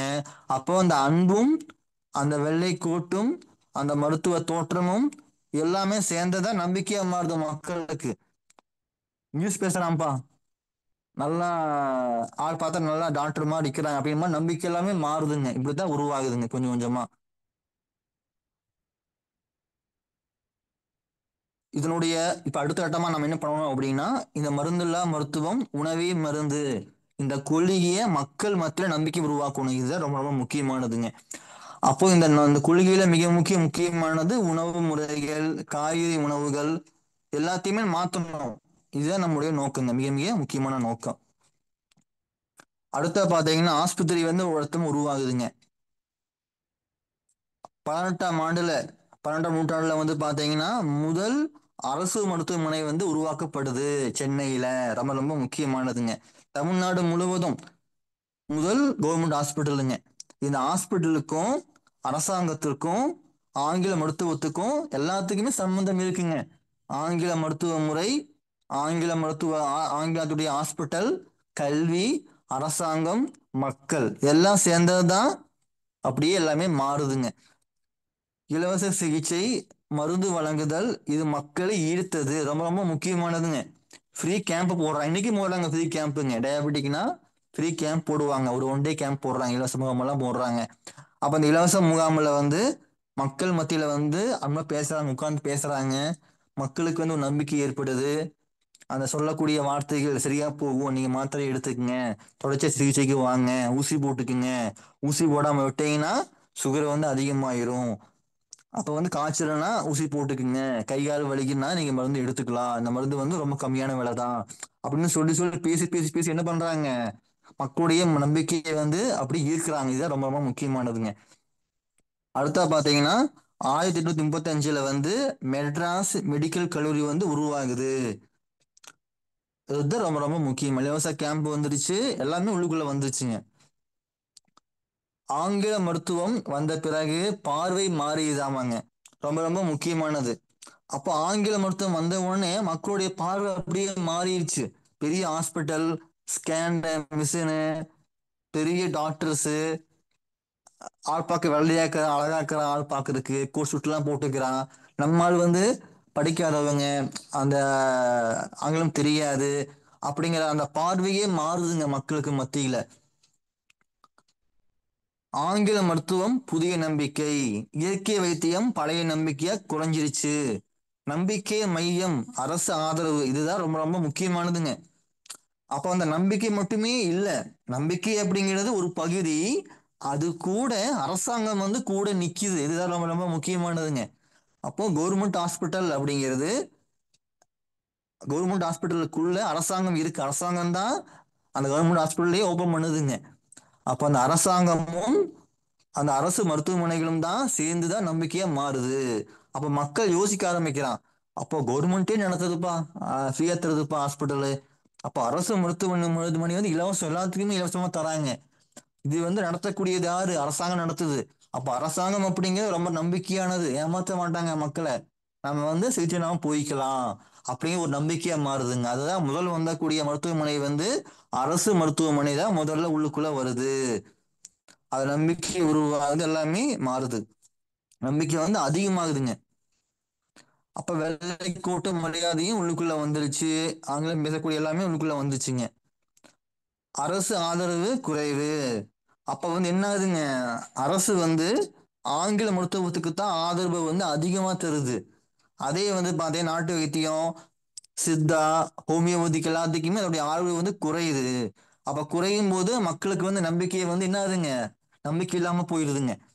அப்ப நம்பிக்கை வந்து இயற்கை மருத்துவம் அப்படின்னாவே அது வந்து ஒரு ஏமாற்று வேலை, ஒரு பொய்யானது, ஒரு வந்து அங்க வந்து சரியா பார்க்க மாட்டாங்க, சீக்கிரமா சரியாகாது, அதெல்லாமே ஒரு மூட நம்பிக்கை அப்படிங்கிற உருவாகுது. அப்ப அந்த படிப்பு வந்த உடனே என்ன ஆகுதுங்க, ஸ்கூல்லையும் படிக்கும் பொழுதே சொல்லிடுறாங்க, மாத்திரை எடுத்துக்கணும், ஊசி போட்டுக்கணும்னு சொல்றாங்க. படிக்கும் பொழுதே பாருங்க, வைட்டமின் மாத்திரைகள், தடுப்பூசி எல்லாமே உள்ளுக்குள்ள வந்துருச்சு, கல்வியிலேயே வந்துருச்சு. அப்ப அதை படிக்கக்கூடிய குழந்தையுடைய மனசுக்குள்ள, ஆள் மனசுக்குள்ள பதிவாகுது, காய்ச்சல்னா மருத்துவமனைக்கு தான் போகணும், உடம்பு சரியில்லை அப்படின்னா மாத்திரை எடுத்துக்கணும், தலைவலி அப்படின்னா மாத்திரை போட்டுக்கணும் அப்படிங்கிறது அந்த கல்வி முறையிலேயே ரொம்ப ஆழமா சொல்லிடுறாங்க. அப்ப அந்த கல்வி முறையில் ஆழமா சொல்லும் பொழுது அந்த குழந்தையுடைய மத்தியில, குழந்தைகள் வளர வளர வளர என்னவா மாறுதுங்க, ஆழ்ந்த நம்பிக்கையா மாறுது, தீவிர நம்பிக்கையா மாறுது. நான் படிச்சவன், எனக்கு எல்லாமே தெரியும், அப்ப எல்லாமே மூட நம்பிக்கை அப்படின்னு எல்லாமே மாறுதுங்க. ஆங்கில மருத்துவம் கல்லூரி படிப்பு வழியாக எல்லாமே மாறுது. சான்றிதழ் உள்ளவர்கள், நம்பகத்தன்மை, நாட்டு வைத்தியர்கள் அனுபவம் மட்டும்தான் அவங்ககிட்ட இருக்கும், டிகிரி இருக்காது, சர்டிபிகேட் இருக்காது, இப்படி எல்லாமே பார்வை எல்லாமே மாறுதுங்க. இது ரொம்ப முக்கியமானதுங்க. அப்போ ஆங்கில மருத்துவம் வந்து எடுத்தோன்னே எப்பெல்லாம் உருவாச்சு அப்படின்னா 1600 இருந்து 1800 வரைக்கும் ஆரம்ப நிலை. ஆங்கில மருத்துவம் பார்த்தீங்கன்னா முதல் உள்ளுக்குள்ள வராங்க, கம்பெனி வருது, ஈஸ்ட் கம்பெனி, குடியேறாங்க இந்தியாவுக்குள்ள, தமிழ்நாட்டுக்குள்ள. 1800 ஆண்டுகள்ல இருந்து 1850 வரைக்கும் அப்படியே பரவுதுங்க, அப்படி கொஞ்சம் கொஞ்சமா பரவிட்டே வருது. அதுக்கு அடுத்ததா பாத்தீங்கன்னா மெட்ராஸ் காலேஜ் உருவாகுது 1835. அடுத்ததா வந்து 1857 இருந்து 1900 வரைக்கும் அரசு ஆதரிக்குதுங்க. அரசு மருத்துவமனை வந்து அப்படி உருவாயிடுச்சு. தடுப்பூசி திட்டங்கள், தொற்று நோய் கட்டுப்பாடு எல்லாமே ஃப்ரீ கேம்ப் பண்றாங்க, எல்லாத்துக்குமே ஃப்ரீ தான், எல்லாமே இலவச கேம்ப், இலவச முகாம் தான் எல்லாத்துக்குமே. அரசு மருத்துவமனைகள் விரிவடையுதுங்க.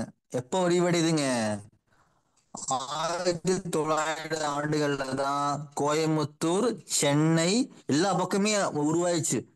அரசு மருத்துவமனை, அரசு இலவச மருத்துவ முகாம் அப்படிங்கிறது உருவாகுது. மருத்துவமனை உருவாகுது. அப்படித்தான் உருவாகுதுங்க. தடுப்பூசி மிக முக்கியமா உருவாகுது. 1990 தான் மிகை வளர்ச்சிங்க, அதிகமா வளர்ச்சியா மாறுது. 1990 வந்து தனியார் மருத்துவமனை எல்லாம் உருவாகுதுங்க. அப்போலோ உருவாகுது, பிஹெச்சி உருவாகுது. அப்போலோ சென்னையில் இருக்கக்கூடிய மிக முக்கியமான மருத்துவமனை அப்பயே உருவாயிடுச்சுங்க. அதே போல கோயம்புத்தூர்ல வந்து மிக முக்கியமான மருத்துவமனை அப்படின்னா பிஹெச்சி ஹாஸ்பிட்டல், அது உருவாயிடுச்சு. கங்கா உருவாயிடுச்சு. கங்கா ஹாஸ்பிட்டலுங்கிறது எலும்புக்குண்டான ஹாஸ்பிட்டல், எலும்பு முறிவுக்குண்டான ஹாஸ்பிட்டல் அப்பயே உருவாயிடுச்சுங்க. அதை 90லயே அதுல வந்து பாத்தீங்கன்னா ஐசியூ, ஆர்கானை மாத்துறது எல்லாமே உருவாயிடுச்சு. நிறைய எக்யூப்மெண்ட்களுக்குள்ள வந்துச்சு. அப்போ வந்து அதே அடுத்தது பாருங்க, டூரிசம் வருதுங்க. அப்போ வெளிநாட்டுல உள்ளவங்க எல்லாமே இங்க வராங்க. இங்க வந்து பார்த்துட்டு போறாங்க, சிகிச்சை எடுத்துக்கிறாங்க அப்போலோ எல்லாத்துலயுமே. அப்ப எடுத்துக்கும் பொழுது மக்களுடைய பார்வை அப்படியே மாறுது. அங்கிருந்து இங்க வராமா ட்ரீட்மெண்ட்டுக்கு, வெளிநாட்டுக்கான இங்க வந்து ட்ரீட்மெண்ட் எடுத்துக்கிறான். அப்ப அந்த ஹாஸ்பிட்டல் வந்து பெரிய ஹாஸ்பிட்டல், மக்களுடைய பார்வை எல்லாமே மாற ஆரம்பிக்குதுங்க. இது ரொம்ப முக்கியமானதுங்க. முழுமையான வளர்ச்சி டாப்ல வந்து எப்ப போடுது அப்படின்னா 2005 தான் முழுமையான வளர்ச்சி உருவாகுதுங்க. அப்ப வந்து தனியார் முதலீடு அதிகமாகுது, மக்கள் நம்பிக்கை உச்சத்துக்கு போகுது, தொழில் வளர்ச்சி அதிகமாகுது, தரமான சிகிச்சை உருவாகுது. அதை விட முக்கியமானது மருத்துவ கல்வி வந்து நல்லா வளர்ந்துச்சுங்க. என் பையன் வந்து டாக்டர் ஆகணும், என் பையன் படிச்சு முடிச்ச உடனே ஒரு டாக்டர் ஆகணும், ஒரு கிளினிக் வைக்கணும், அதுதான் என்னுடைய லட்சியம், அது என்னுடைய வாழ்நாள் லட்சிய திட்டம் அப்படிங்கிற அந்த முறை அப்படியே மாறுது. அப்ப சாதாரண குடும்பம் கூட என் பையன் படிச்சான் டாக்டர் ஆவான் அப்படிங்கிற ஒரு பிம்பம் உருவாகுதுங்க. அப்போ அரசாங்கமே என்ன பண்ணுங்க, டாக்டருக்கு உண்டான ஊக்கத்தை எல்லாம் கொடுக்குது, அவனை வந்து மேல தூக்கி விடுது, எல்லாமே பண்ணுதுங்க. இதுதான் முறை, மிக மிக முக்கியமான முறைகள். அடுத்தது நம்ம போய்க்கலாங்க. அடுத்த ஷேர் பண்றேன் பாருங்க.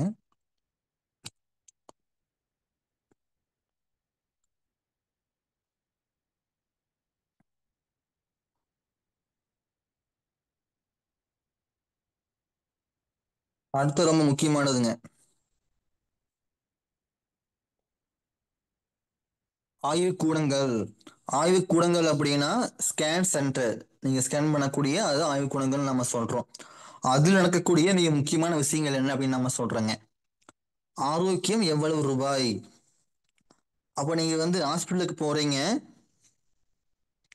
நீங்க வந்து ஒரு ஸ்கேன் பண்றீங்க, உங்க உடம்ப வந்து ஸ்கேன் பண்ணும் பொழுது அதில் நீங்க தரக்கூடிய தொகை வந்து 70%, 40ல இருந்து 70 வரைக்கும் டாக்டருக்கு போகுதுங்க கமிஷன். தான் ரொம்ப ரொம்ப முக்கியமானதுங்க. அப்போ நீங்க ஒரு ஹாஸ்பிட்டலுக்கு போறீங்க, செக்அப் கண்ட்ரக்காக போறீங்க அப்படின்னா அந்த டாக்டர் வந்து ஸ்கேன் பண்ணுங்கன்னு சொல்றாங்க, ஸ்கேன் பண்ணிட்டு வாங்கன்னு சொல்றாங்க. அப்ப சொல்லும் பொழுதும் அந்த டாக்டருக்கும் ஸ்கேன் சென்டருக்கும் லிங்க் இருக்கு, சம்பந்தம் இருக்குங்க. அப்ப அந்த டாக்டர்ல இருந்து வாங்கக்கூடிய ஒரு அமௌண்ட், அந்த ஸ்கேன் சென்டர் முன்பு வாங்கக்கூடிய ஒரு அமௌண்ட் டாக்டருக்கு வந்து அப்படியே கைமாறுதுங்க, மருத்துவருக்கு அப்படியே போய்க்குது. கமிஷன் அடிப்படையில் பரிசோதனைகள் செய்யப்படுகிறது. இதுதான் ரொம்ப ரொம்ப முக்கியமானதுங்க. அப்ப நீங்க எங்க போய் ஸ்கேன் பண்றீங்களோ எல்லாத்துக்குமே சம்பந்தம் இருக்கு. நீங்க பார்க்கக்கூடிய சென்னை, கோயம்புத்தூர் எல்லா சென்டர்லையும் பாருங்க, ஸ்கேன் சென்டர் ரொம்ப அதிகமா இருக்கும். சுகர் ஸ்கேன் பண்றது, யூரின் ஸ்கேன் பண்றது, பிளட் டெஸ்ட், யூரின் டெஸ்ட், உடலுக்குண்டான டெஸ்ட், லிவர் டெஸ்ட் எல்லாமே ஸ்கேன் நிறைய இருக்கும். அப்ப அந்த ஸ்கேனுக்கும் ஹாஸ்பிட்டலுக்கும் சம்பந்தம் இருக்கு. அதுல இருந்து ஸ்கேன் மூலியமா வாங்கக்கூடிய அமௌண்ட் வந்து டாக்டருக்கு வந்து கமிஷன் போகுதுங்க. உண்மையான நோய் எது அப்படின்னு தெரியாம ஸ்கேன் பண்றதா இன்றைய இன்றைய நிலை மிக முக்கியமா காணப்படுதுங்க. அடுத்ததா மாற்றமும் ஏமாற்றமும். நீங்க ஒரு ஸ்கேன் பண்றீங்க, இப்ப நீங்க உதாரணமா வந்து காலையில ஒரு 7 மணிக்கு நீங்க ஸ்கேன் பண்றதுக்கு போறீங்க, இது சாப்பிடாம. அப்போ ஒரு ரிப்போர்ட் வருது. அப்ப வந்து ஹீமோகுளோபின் வந்து 5000 இருக்குன்னு சொல்றாங்க, வெள்ளை அணுக்கள் வந்து ஒரு 5000 இருக்குன்னு வச்சுக்கோங்க. அதே நீங்க மதியம் ஸ்கேன் பண்றீங்க வேற வேற லேப்ல, அப்ப வேற மாதிரி இருக்குது. அதே கொஞ்ச நேரம் கழிச்சு ஸ்கேன் பண்றீங்க. இது போன்று ஒரு நாளைக்கு 5 விதமான லேபிள் நீங்க வந்து ஸ்கேன் பண்ணும் பொழுது அதோட ரிப்போர்ட் வந்து 5 விதமா இருக்கும். எப்படி இருக்கும் அப்படின்னா, ஒரு லேபிள் வந்து ஹீமோகுளோபின் 5000 இருக்கு அப்படின்னா அடுத்த லேபிள் ஹீமோகுளோபின் வெள்ளை அணுக்கள் அப்படிங்கிறது 4000 இருக்கும். அப்போ ஒரு லேபிள் ஹீமோகுளோபின் அப்படிங்கிறது ரொம்ப கம்மியா இருக்கு அப்படின்னா அடுத்ததுல வந்து வேற மாதிரி இருக்கும். அப்ப இப்படித்தான் நம்முடைய ஸ்கேன் ரிப்போர்ட் வந்து டெய்லியுமே மாறுதுங்க. ஒரே மாதிரி இருக்க ஸ்கேன் ரிப்போர்ட் ரொம்ப ரொம்ப முக்கியமானதுங்க. இப்போ உதாரணமா பாத்தீங்கன்னா வெள்ளை அணுக்கள், நீங்க ஒரு ஸ்கேன் பண்றீங்க காலையில ஒரு லேப்ல, அப்ப ஸ்கேன் பண்ணும்போது அவருடைய வெள்ளை அணுக்கள் பாத்தீங்கன்னா 5600 இருக்குது. அதே சாப்பிட்டு முடிச்ச பிறகு ஸ்கேன் பண்றீங்க வேற வேற லேப்ல, அப்ப அதே மாதிரி தான் இருக்கணும். ஏன் அதே மாதிரி இல்லை அப்படின்னா உடம்பு வந்து மாறிட்டே இருக்கும். அப்ப அந்த ரிப்போர்ட் வந்து பொய் சொல்ல ஒரே மாதிரி சொல்லாதுங்க. அப்ப உடம்பு வந்து பாத்தீங்கன்னா அந்த மிஷின் அந்த எக்யூப்மெண்ட் இப்படி இருக்கு செட் பண்ணி வச்சுக்கிறாங்களோ அதே மாதிரி மாறி மாறி சொல்லும். அப்போ மதியத்துக்கு மேல 700 இருக்கும், அடுத்த சாயந்தரம் பார்த்தீங்கன்னா 8500 இருக்கும். அப்போ ஒவ்வொரு லேபிளையும் ஒவ்வொரு மாதிரி காமிக்கும் ஸ்கேன் ரிப்போர்ட் எல்லாமே. அப்ப இதை நம்பி சிகிச்சை பண்றாங்க ஆங்கில மருத்துவம் அப்படிங்கும் பொழுது அது வந்து எப்ப வேணா மாறிட்டே இருக்கும். நம்முடைய உடல் அப்படிங்கிறது இயற்கையானது. இப்போ ஒரே மாதிரி இருக்காது, நம்முடைய மனசும் ஒரே மாதிரி இருக்காது, நம்முடைய உடலும் ஒரே மாதிரி இருக்காதுங்க. சூழ்நிலை பொறுத்து மாறிட்டே இருக்கும். அப்ப நீங்க டெஸ்ட் பண்ற எல்லாமே, வெள்ளை அணுக்கு டெஸ்ட் பண்றது, ஹீமோகுளோபின் டெஸ்ட் பண்றது எல்லாமே மாறிட்டே இருக்கு, நிறைய வேறுபாடுகள் இருக்கும். அப்ப இது எல்லாமே ஒரு ஏமாற்று வேலை தாங்க. இதெல்லாம் மக்களை வந்து ஏமாத்தி இப்ப நீங்க டெஸ்ட் பண்ணிட்டீங்க, டெஸ்ட் பண்ணா உங்களுடைய வெள்ளை அணுக்கள் வந்து கொஞ்சம் கம்மியா இருக்கு அல்லது அதிகமா இருக்கு, அப்படி இருக்கும்போது ஹாஸ்பிட்டலுக்கு போனீங்க அப்படின்னா அவங்க செய்யக்கூடியது என்ன பண்ணுவாங்க, படுக்க வச்சு அஹ், அதிகமான குளுக்கோஸ் ஏத்துறதெல்லாம் பண்ணுவாங்க. நார்மல் அளவுகள் எல்லாம் கற்பனை. ரொம்ப ரொம்ப முக்கியமானதுங்க. இவ்வளவுதான் இருக்கணும் சுகர் அப்படின்னா இவ்வளவுதான் இருக்கணும் அப்படிங்கிற ஒரு கற்பனை, ஒரு ஏமாற்று வேலை. ஒரு நபருக்கு சராசரி மாற்றங்களை பொருந்தாது. அப்ப இன்னைக்கு காலையில ஒரு மாதிரி இருக்கும், மதியத்துக்கு மேல ஒரு மாதிரி இருக்கும், நீங்க கோவப்படும் போது ஒரு மாதிரி இருக்கும், தூக்கம் இல்லை அப்படின்னா ஒரு மாதிரி இருக்கும், நீங்க சாப்பிடல அப்படின்னா ஒரு மாதிரி இருக்கு நம்ம உடம்புங்க. அப்போ உங்களுடைய குணங்கள், உங்களுடைய சூழ்நிலை, உங்களுடைய உணவு, சிந்திக்கும் ஆற்றல் எல்லாமே பொறுத்து எல்லாமே மாறும். நம்முடைய செல்கள் எல்லாமே நம்முடைய சிந்தனை பொறுத்து எல்லாமே உடம்பே மாறும். இதுதான் உண்மை. ஒரே மாதிரி இருக்காதுங்க, இதுதான் உண்மைங்க. ஒவ்வொரு உடலும் வெவ்வேறானதுங்க. எனக்கு உங்களுக்கு ஒரே மாதிரி சுகர் இருக்காது. இப்ப நான் நார்மலா இருக்கிறேன், கோவப்பட்டேன்னா பிபி அதிகமாகும். அப்ப நம்ம செக் பண்ணோம்னா பிபி வந்து அதிகமாக தான் காட்டும். அதே நான் வந்து சுகர் வந்து நான் சாப்பிடல சரியா, அதிகமா உடம்புல வந்து கழிவே தேங்கி இருக்கு, என் மனசு சரியில்லை அப்படின்னா சுகர் வந்து அதிகமாக தான் காட்டும். நான் அதிகமாக கவலைப்படுறேன் அப்படின்னா என்னுடைய சுகர் வந்து அதிகமாக தான் காட்டும். அப்ப நம்ம டெஸ்ட் பண்ண அப்படின்னா சுகர் அதிகமாக்குன்னு தான் சொல்லுவாங்க. இதுதான் உண்மை. அப்போ அந்த சராசரி அளவு அப்படிங்கிறது சரியானது அல்ல, அது ஒரு கற்பனை ஏமாற்று வேலைன்னு நம்ம சொல்றோங்க. இப்போ அதுதான் ரொம்ப முக்கியமானதுங்க. நீங்க டெஸ்ட் ரிப்போர்ட் இருக்கு, ஒரு லேப் ரிப்போர்ட் இருக்கு, ஸ்கேன் பண்றதுக்காக போறீங்க, காலையில சுகர் டெஸ்ட் பண்றீங்க, அப்ப வந்து நார்மலா இருக்குன்னு சொல்றாங்க. நீங்க சாப்பிட்ட பிறகு வாரீங்கன்னா வேற மாதிரி இருக்கும். அப்போ காலையில் விரும்பி செக் பண்ணும் பொழுது சர்க்கரையுடைய அளவு மாறும். இது ரொம்ப முக்கியமானதுங்க. ஃபாஸ்டிங், காலையில சாப்பிடுறதுக்கு முன்னாடி பார்த்தீங்கன்னா 100 125 இருக்கலாம், சாப்பிட்ட பிறகு பார்த்தீங்கன்னா அதோட அளவு மாறும் அப்படியே. அப்ப இப்படி நம்ம பார்க்கும் பொழுது அந்த டெஸ்ட் ரிப்போர்ட் எல்லாமே மாறக்கூடியதுங்க, ஒரே மாதிரி இருக்காதுங்க. அதான் உண்மைங்க.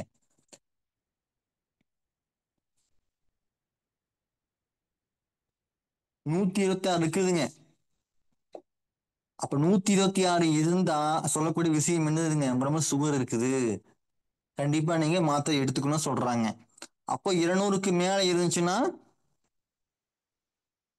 சர்க்கரை அளவு வந்து 3 மாசத்துக்கு பிறகு அது வந்து சுகர் அதிகமாக்குன்னு சொல்றாங்க. அப்ப வந்து அந்த அளவு முறைகளே அப்படிங்கிறத ஒரு ஏமாற்று வேலை தான்.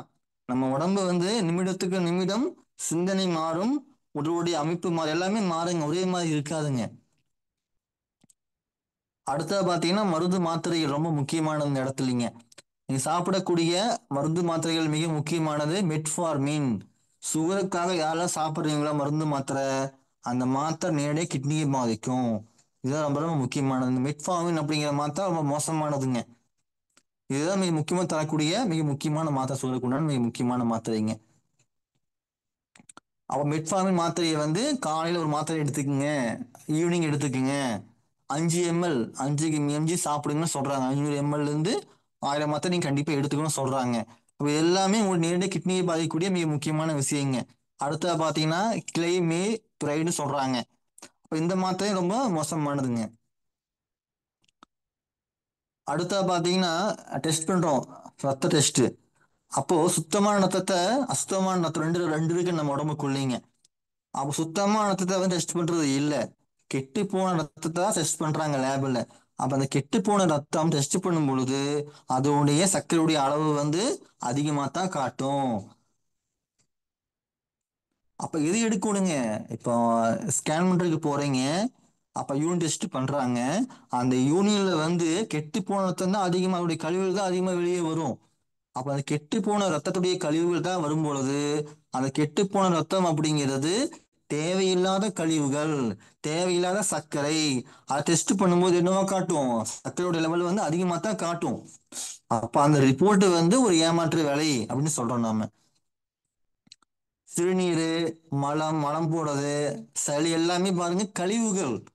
அதை நீங்க டெஸ்ட் பண்ணீங்க அப்படின்னா அதுல வந்து கெட்டதுதான் காட்டும், நல்லது காட்டாது. ஏன்னா அது வந்து கழிவுகள், நம்ம உடம்புக்கு தேவையில்லாத கழிவுகள்.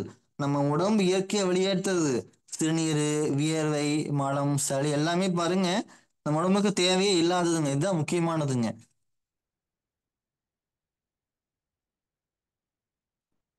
அடுத்தது பாத்தீங்கன்னா இலவச சிகிச்சை முறைகள், பரிசோதனை. மக்கள் மத்தியில நம்பிக்கை உருவாகுங்க. இலவசமா ஸ்கேன் பண்ணுங்க, ரிப்போர்ட் எடுத்துக்கங்க அப்படிங்க எல்லாமே மாறுது எல்லாமே.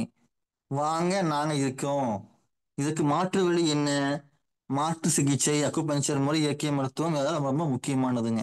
அப்போ இனிமேல் வந்து ஸ்கேன் பண்றது, அந்த நார்மல் அளவு சர்க்கரைனா இவ்வளவு இருக்கணும், பிபினா இவ்வளவு இருக்கணும், கொலஸ்ட்ரால் இவ்வளவு இருக்கணும் அப்படிங்கிறத நம்பாதீங்க. ஏன் நம்பி போறீங்க, நம்புறீங்க? அப்ப அது எல்லாமே மாறக்கூடியது, நம்பகத்தன்மை இல்லாதது, ஒரே மாதிரி இருக்காது. அது உங்களை மனசை மாத்தி நம்பிக்கை ஏற்படுத்தி ஒரு வணிகமா மாறுது. இதுதான் மிக முக்கியமானதுங்க. அடுத்த ஸ்கேன் பண்றாங்க, ரொம்ப முக்கியமானது.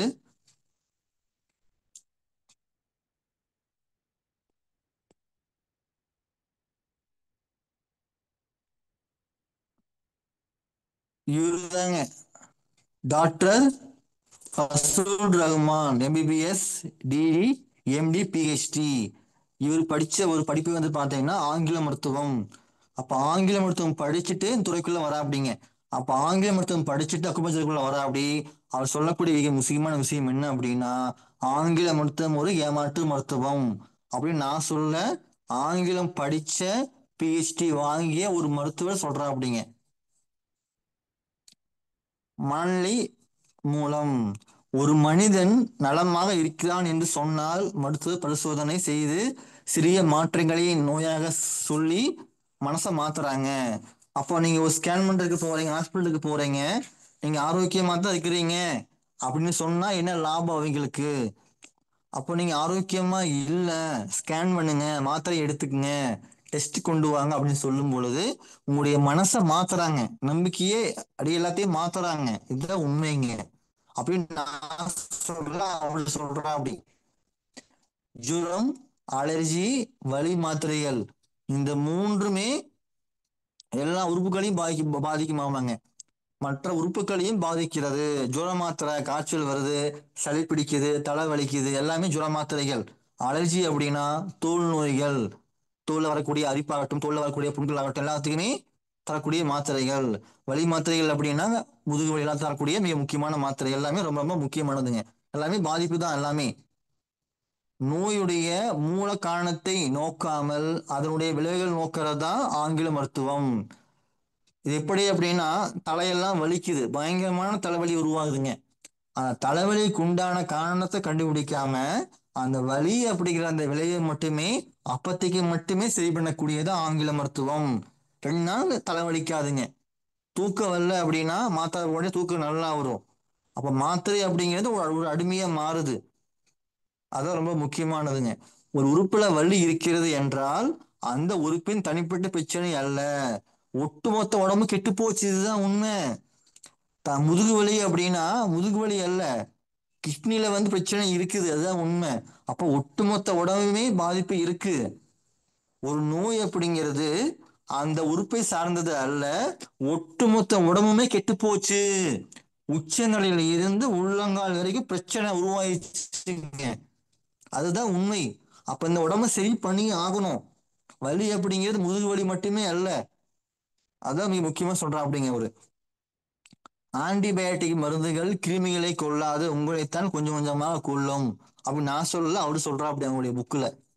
அப்போ ஆங்கில மருத்துவம் அப்படின்னா வந்து கொஞ்சம் கொஞ்சமா அதனுடைய சைடு எஃபெக்ட் பாதிப்புகள் அப்படிங்கிறத கிட்னி பாதிக்கும்.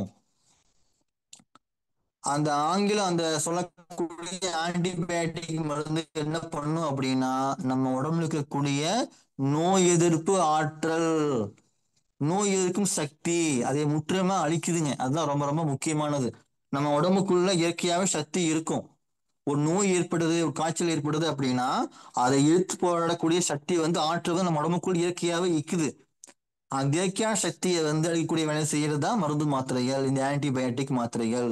இப்போ பக்க விளைவுகள் வந்து ஒட்டுமொத்த உடம்பையுமே பாதிக்குது இந்த மாத்திரைங்க.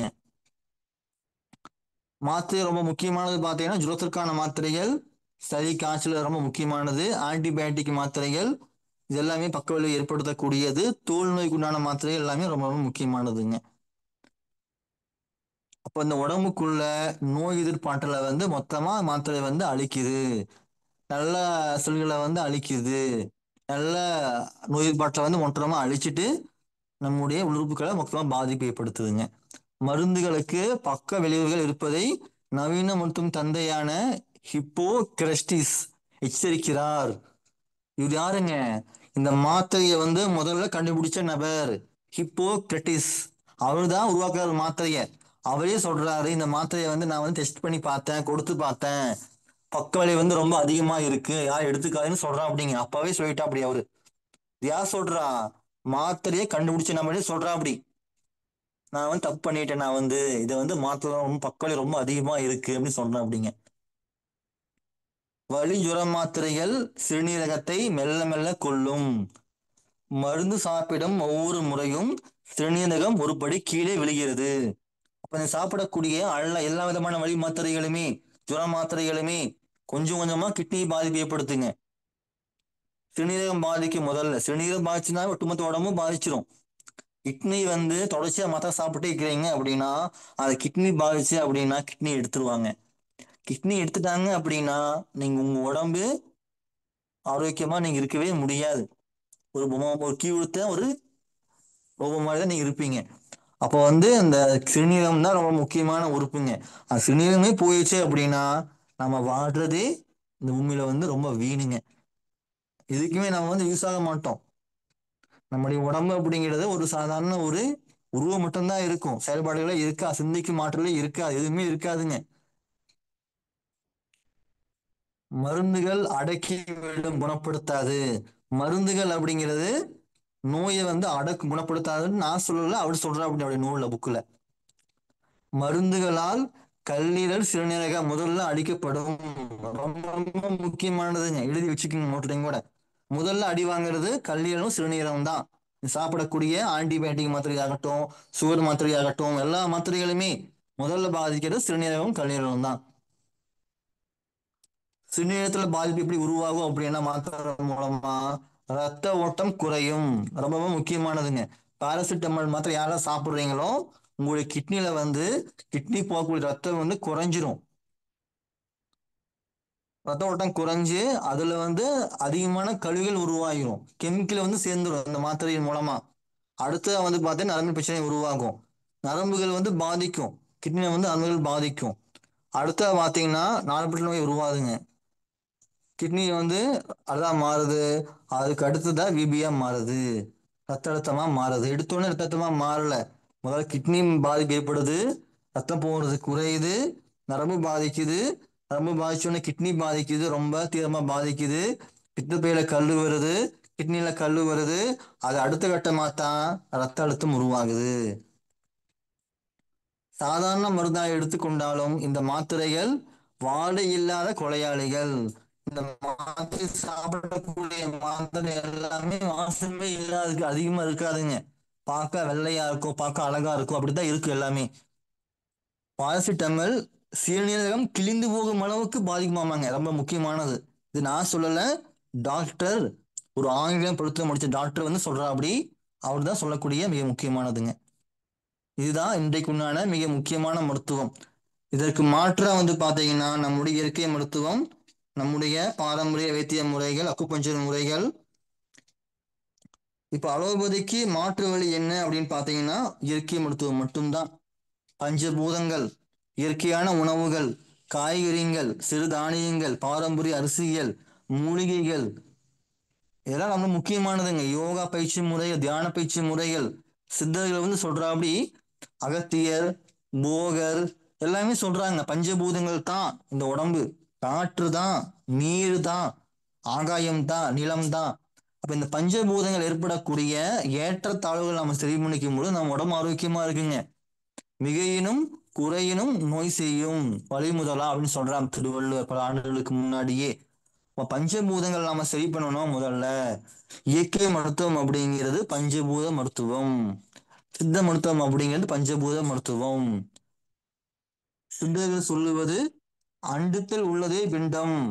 அண்டம் அப்படிங்கிறது இந்த பூமி, இயற்கை, நெருப்பு, நிலம், காற்று, நீர், ஆகாயம். அதுதான் நம்ம உடம்புக்குள்ளேயே இருக்குது, கண்ணுக்கு தெரியாம சூட்சமா இருக்கு.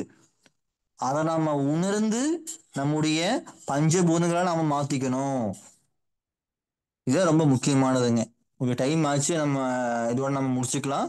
இனி வரக்கூடிய வகுப்புகள் நாம தொடர்ச்சியா நம்ம பார்க்கலாம். பஞ்சபூதங்கள்லாம் என்ன, அது எப்படி வேலை செய்யுது, அதோட இயக்கம் என்ன, நம்முடைய உடம்புக்குள்ளேயும் பஞ்சபூதத்துக்கு என்ன சம்பந்தம் அப்படிங்கிறத அடுத்த வகுப்புகள் நம்ம தொடர்ச்சி பார்க்கலாங்க. இப்போ நம்ம டைம் ஆச்சு, இப்போ நம்ம முடிச்சுக்கலாங்களா?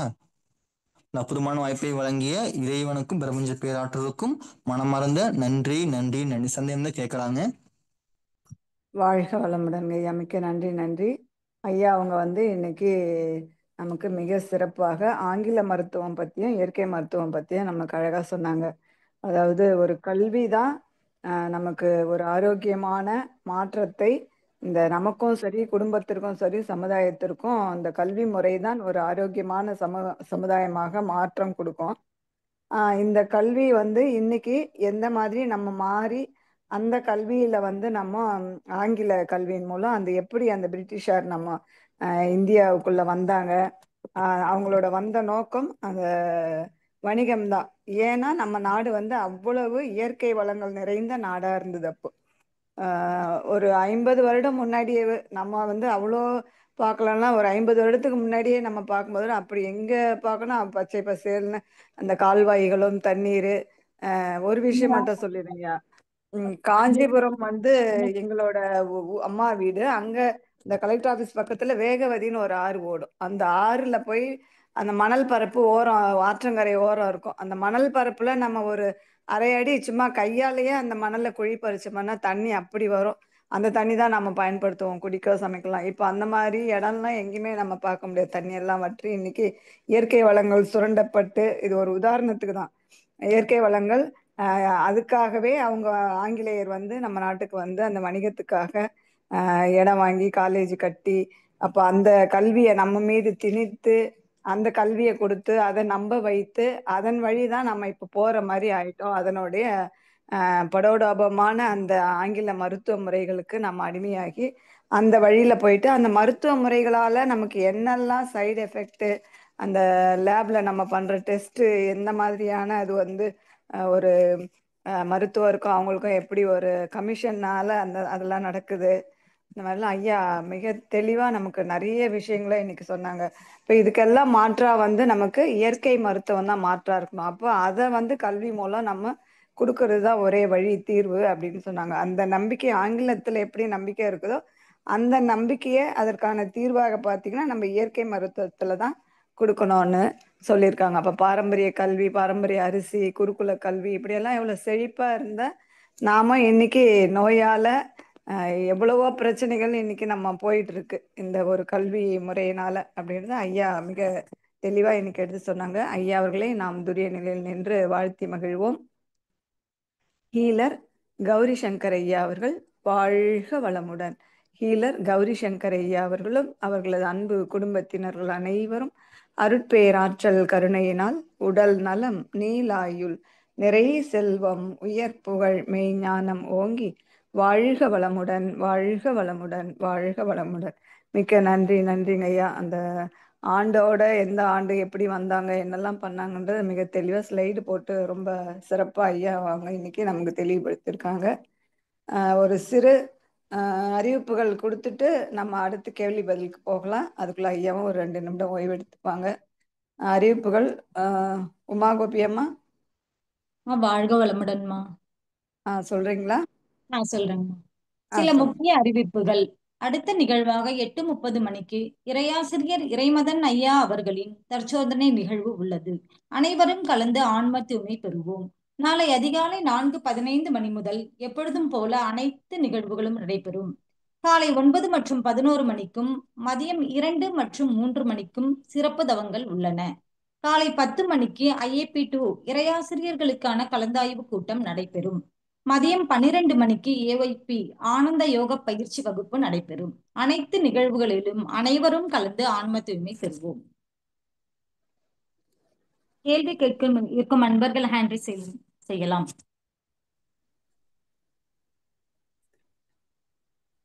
ருத்ரப்பன் ஐயா. ருத்ரப்பன் ஐயா, வாழ்க வளமுடன் ஐயா. அன்மியூட் பண்ணிக்கலாம். வாழ்க வளமுடன்மா. வாழ்க வளமுடன். கேக்குதுங்களாம்மா? ஹலோ, கேக்குதுங்க ஐயா. கேக்குது. ஐயாக்கு வணக்கம்.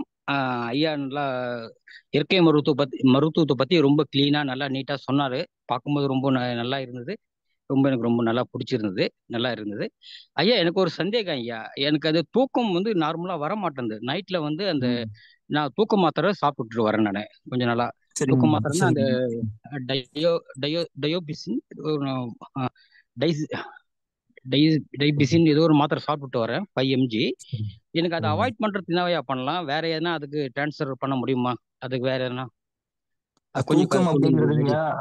தூக்கம் அப்படிங்கிறது தூக்கம் நல்லா வரணும் அப்படின்னா நம்ம உடம்புல வந்து நம்ம உடம்புடைய வெப்பநிலை எப்படிங்க நார்மலா இருக்கணுங்க.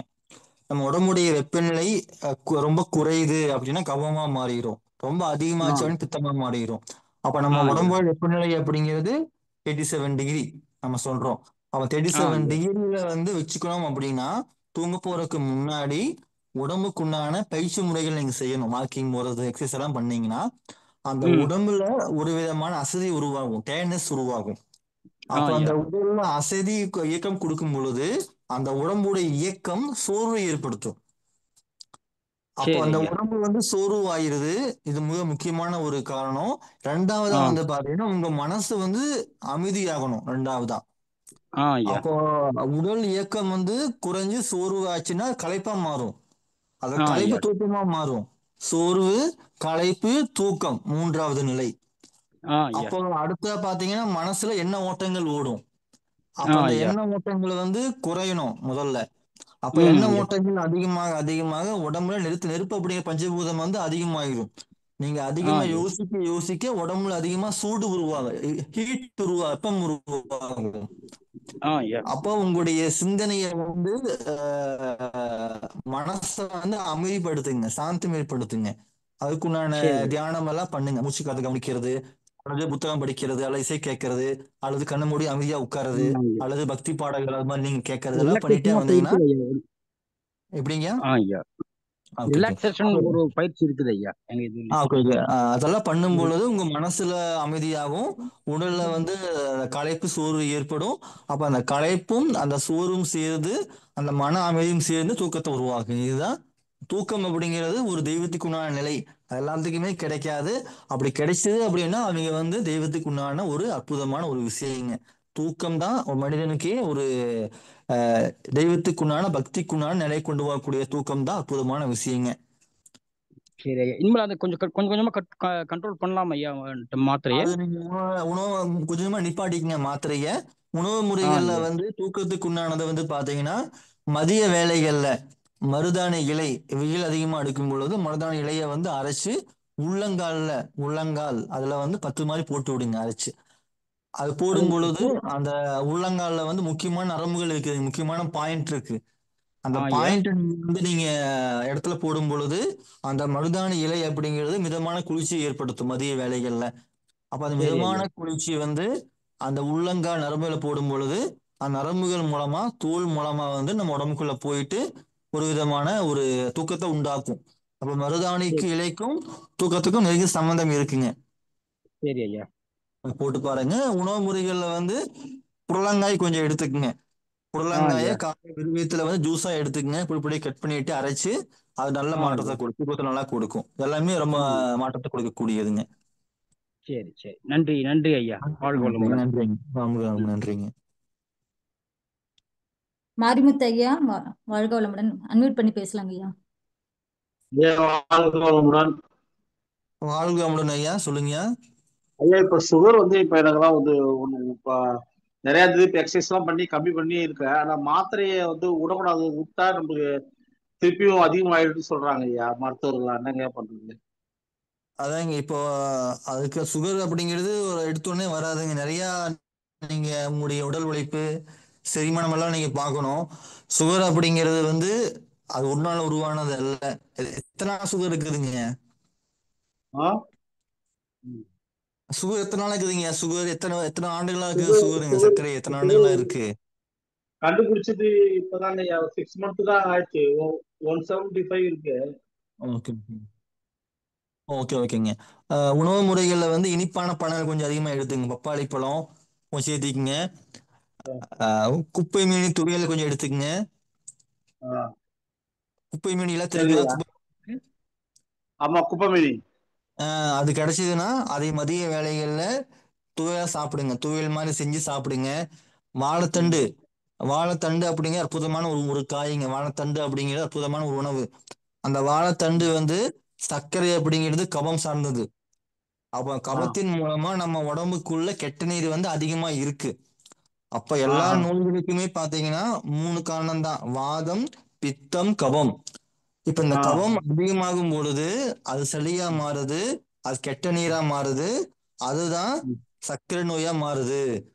அப்ப சர்க்கரை நோய் முழுக்க முழுக்க கபம் சார்ந்தது. அப்ப அதுக்கு உண்டான சூப் உணவுகள், வாழைத்தண்டு சூப்பு, முருங்கைக்கீரை சூப்பு, இதெல்லாமே எடுத்துக்கணும். கொள்ளு சூப்பு எல்லாம் எடுத்துட்டே வந்தீங்கன்னா அந்த கபத்தை, அந்த கெட்ட நீரை வந்து இந்த சூப்பு வந்து வெளியேற்று யூரின் மூலமா. அது எத்தனை வாட்டிங்க சாப்பிடணும்? வாரத்துல 2 நாள் 3 நாள் சாப்பிடணுமா?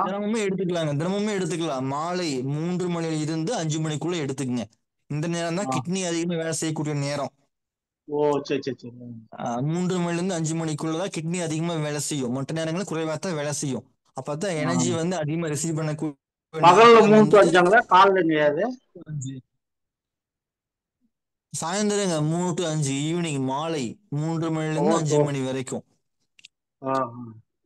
ஓகே, அப்ப விட்டுட்டீங்க அப்படின்னா யூரின் மூலமா அந்த கெட்ட சர்க்கரை எல்லாமே வெளியே போகும்.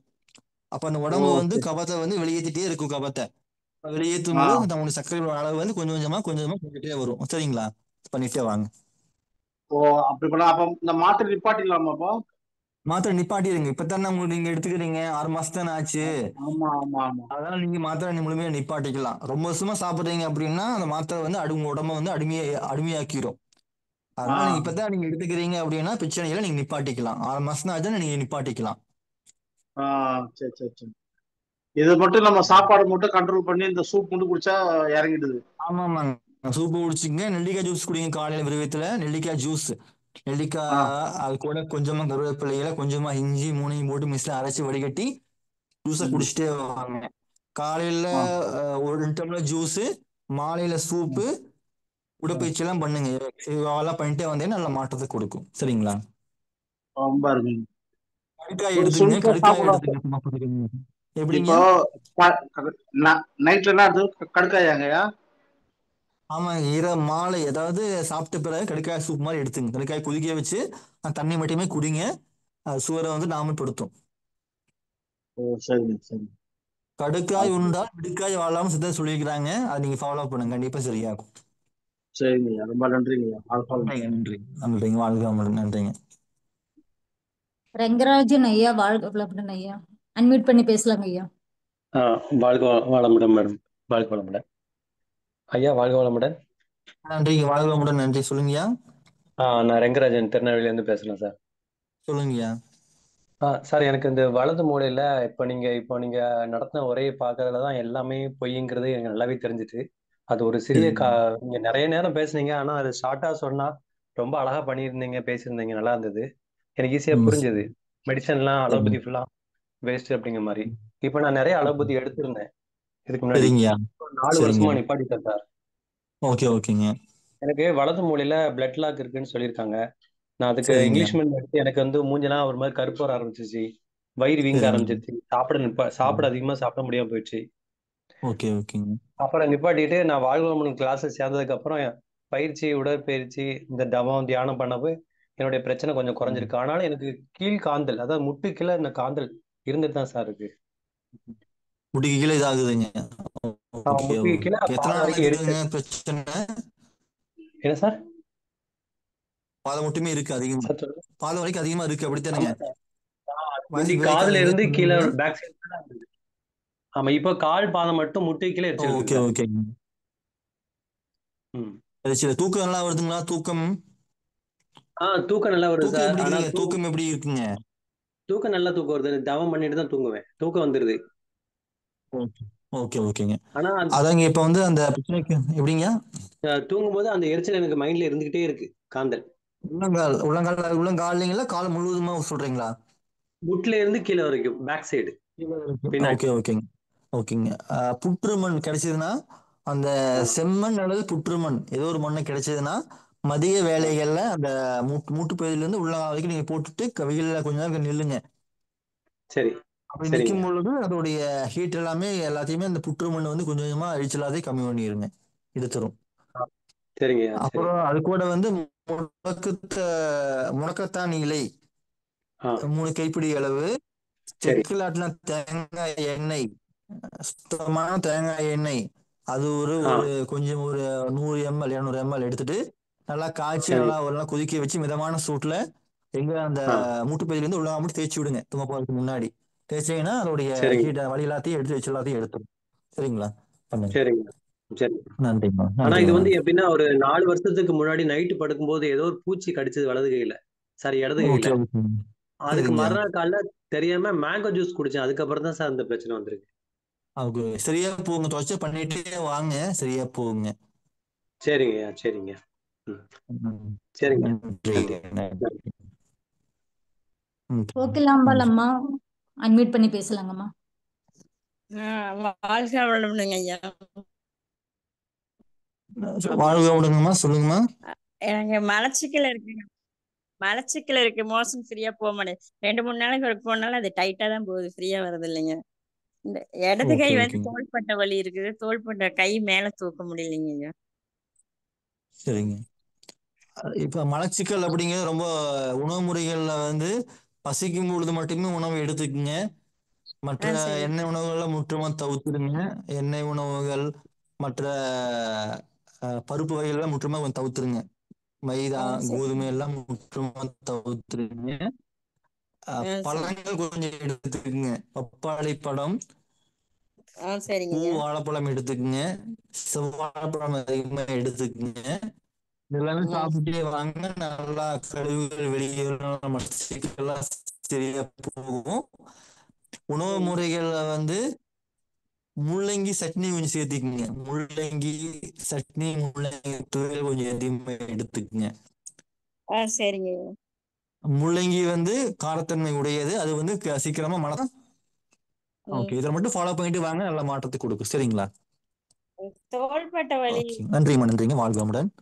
சரி. தோள்பட்டை வலி வந்து பாத்தீங்கன்னா அதிகமா கேஸ் இருக்குங்க தோள்பட்டை வலியில. அப்ப அந்த தோள்பட்டை வலிக்கு உண்டானது மிக முக்கியமானது சரி. பாத்தீங்கன்னா முடக்கத்தான் எண்ணெய், அது நீங்க தேய்ச்சி விடுங்க. ஆட்டோமேட்டிக்கா அந்த வலி எல்லாம் கொஞ்சம் கொஞ்சமா கம்மியாயிரும். சரிங்க ஐயா, நன்றிங்க. நன்றிங்க நன்றிங்க. யுவராணி அம்மா அன்மியூட் சரிங்க. பண்ணி பேசலாங்கம்மா.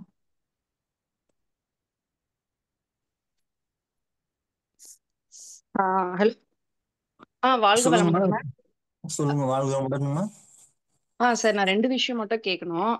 ஒண்ணு சொல்லுங்க. பாத்தீங்கன்னா, எலும்பு வந்து தேய்மானமா இருக்குன்றாங்க. எனக்கும் சரி, ஹஸ்பண்டுக்கும் சரி. எலும்பு சரிங்க தேய்மானம்ன்றாங்க. எனக்கு பாத்தீங்கன்னா, ரொம்ப வெயிட் தூக்கி வேலை செய்ய முடியறதில்ல. கையில நெறைய வேலை செஞ்சேன் அப்படின்னாக்கா, அன்னைக்கு ஃபுல்லா ரொம்ப பெயின் அதிகமாயிடுது. கழுத்துக்கிட்ட இருந்து வலி. கழுத்துக்கிட்ட, ஷோல்டர்ல கை வலி. அது ஓகே ஓகே அது ஒரு 6 மாசம் டேப்லெட் எடுத்தேன். கால்சியம் டேப்லெட் 1 இயர்க்கு முன்னால. அப்புறம் நல்லா இருந்தது சரிங்க ஒரு 6 மாசம். மறுபடியும் இப்ப எதுவுமே எடுத்துக்கிறது இல்ல. இந்த மீன் டேப்லெட் இருக்கு இல்லைங்களா? சீகாட் டேப்லெட். அது மட்டும் வந்து அது பெயின் இருக்கும்போது ஒரு 1 மந்த் எடுக்கிறேன். அப்புறம் கேப் விட்டுறேன். சோ இது ஓகே கால்சியம் பால் குடிக்கிறது இல்ல இதெல்லாம் ரெகுலரா பண்ணிட்டு இருக்கேன். ஆனாலும் எனக்கு இது பெயின் ஏன் மறுபடியும் வருதுங்க சார்? எனக்கு தெரியல. வேற என்ன எடுத்துக்கலாம்? முதுகு ஃபுல்லா வலிக்குதுங்களா? எங்க கரெக்டா வலிக்குதுங்க? இல்ல, ஷோல்டர் மட்டும் வலி. ஷோல்டர் மட்டும் வலி. ஓகே ஓகேங்க. ஷோல்டர் அப்படிங்கிறது பாத்தீங்கன்னா உடம்புல வந்து கிட்னி மிக முக்கியமான உறுப்புங்க.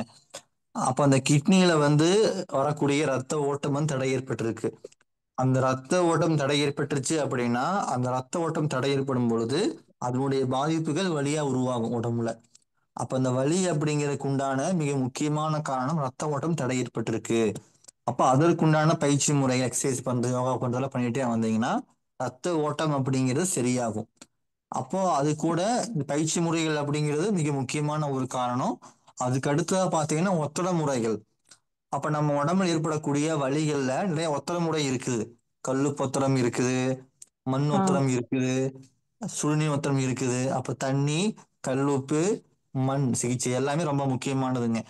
அப்போ அந்த கல்லுப்பை வந்து லைட்டா வறுத்துட்டு எங்க வலி இருக்குதோ தோசைக்கல்ல தொட்டு தொட்டு அந்த வலி உள்ள இடத்துல வைக்கணும். வச்சு வச்சு எடுக்கணும். அப்படி பண்ணும் பொழுது அந்த வலி உள்ள இடத்துல இருக்கக்கூடிய கேஸ் வந்து ஓப்பன் ஆகும், ரிலீஸ் ஆகும். அப்ப அந்த கேஸ் உள்ள இடம் வந்து அதிகமா ஹீட் ஆகி அந்த கேஸை வந்து ஹீட்டு வந்து அந்த கேஸை வந்து ரிலீஸ் பண்ணி விடுங்க. அப்போ காற்று உள்ள இடத்துல ஒரு ஓட்டை போட்டோம்னா அந்த காற்று வெளியே போகும். இதுதான் நம்ம உடம்புக்குள்ளேயும் இது மிக முக்கியமானதுங்க. அப்ப இந்த உடம்புக்குள்ள வலி உள்ள இடத்துல சூட்டை நம்ம கொடுத்தோம் அப்படின்னா அந்த கேஸ் வந்து வெளியே போகுது. கெட்ட கெட்ட வாயுக்கள் வந்து நீங்கிரும். அப்போ அப்ப அந்த இந்த கேஸ் தான் உடம்புக்கு பிரச்சனைன்றீங்களாங்க? கேஸ்னால தான் நம்மளுக்கு பெயினுங்களா? ஆமா மத்தபடி ஆமாங்க கால்சியம் கேஸ் கம்மி, விட்டமின் B12 கம்மி அதெல்லாம் அதெல்லாம் வந்து எதுவுமே இல்லைங்க. இல்லைங்களா? அதெல்லாம் சரி சரி. ஆங்கில சொல்லக்கூடிய விஷயம். ஆங்கில மருத்துவம் அதனாலதான் சொல்லக்கூடிய கேட்டேன். ஓகேங்க. அதெல்லாமே அவங்க சொல்றது. நம்முடைய பாரம்பரிய பார்வையில வந்து வாதம், பித்தம், கபம் இந்த மூணும் தான். அப்ப இந்த ஓகே உடம்புல வாதம் அதிகமா இருக்கு. அது வாதம் சரி பண்ணணும் அப்படின்னா போதுமான ஹீட்டு தேவை. சரி பண்ணுங்க சரியா போகும். ஓகே ஓகேங்க. வாதம்னாக்க அதிகம்னா தண்ணி அதிகமா இருக்குங்களா? கேஸ் அதிகமா இருக்கு. சாரி, கேஸ் கேஸ் அதிகமா இருக்கு. அதிகமா நம்ம இருக்கு. அதை சரி. காற்று அதிகமா இருக்கு. காற்று வந்து மூணுமே ஆ, நார்மலா இருக்கும் நம்ம உடம்புலைங்க. அப்ப காற்று ஓகே ஓகே. அதிகமான அதுதான் வழியா வெளிப்படும். Okay okay. ஃபுட் இது ஒத்தடம் ஓகே. ஃபுட் ஏதாவது எடுத்துக்கணுங்களா? அது ஃபுட்டுல பேலன்ஸ் வந்து பண்றதுக்கு ஏதாவது? கொத்தவரங்காய் 2 எடுத்துக்கங்க, கோவக்காய் 2 எடுத்துக்கங்க. ஆ தனித்தனியா மிக்ஸில அரைச்சு வடிகட்டி ஜூஸா குடிங்க காலை வெறும் வயித்துல. ஓகேங்க.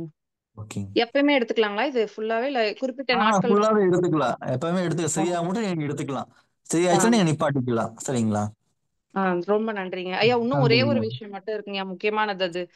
என் பொண்ணு சொல்லுங்க. இருக்கா, 7 ம். வயசு. தலையில பாத்தீங்கன்னா, இந்த புழுவெட்டுன்னு சொல்லுவாங்க இல்லைங்களா? அங்கங்க முடி ஆமா வந்து ஆமா. கம்மியா இருக்கிற மாரி இருக்கு. அதுக்கு ஏதாவது ஃபுட் வேணுங்களா? அது என்ன பண்ணலாம் அதாங்க அதுக்கு? அந்த எண்ணெயில வந்து கரிசலாங்கண்ணி கிடைச்சதுன்னா மூலிகை கிடைச்சுன்னா அது நீங்க கரிசலாங்கண்ணி, பொன்னாங்கண்ணி, குப்பை ஆ மேனி எல்லாம் கிடைச்சதுன்னா அதை நீங்க நல்லா எண்ணெய் கொதிக்க வச்சு மிதமான சூட்டுல எண்ணெய் விட்டு தேய்ச்சி விடுங்க தலையில ஃபுல்லா.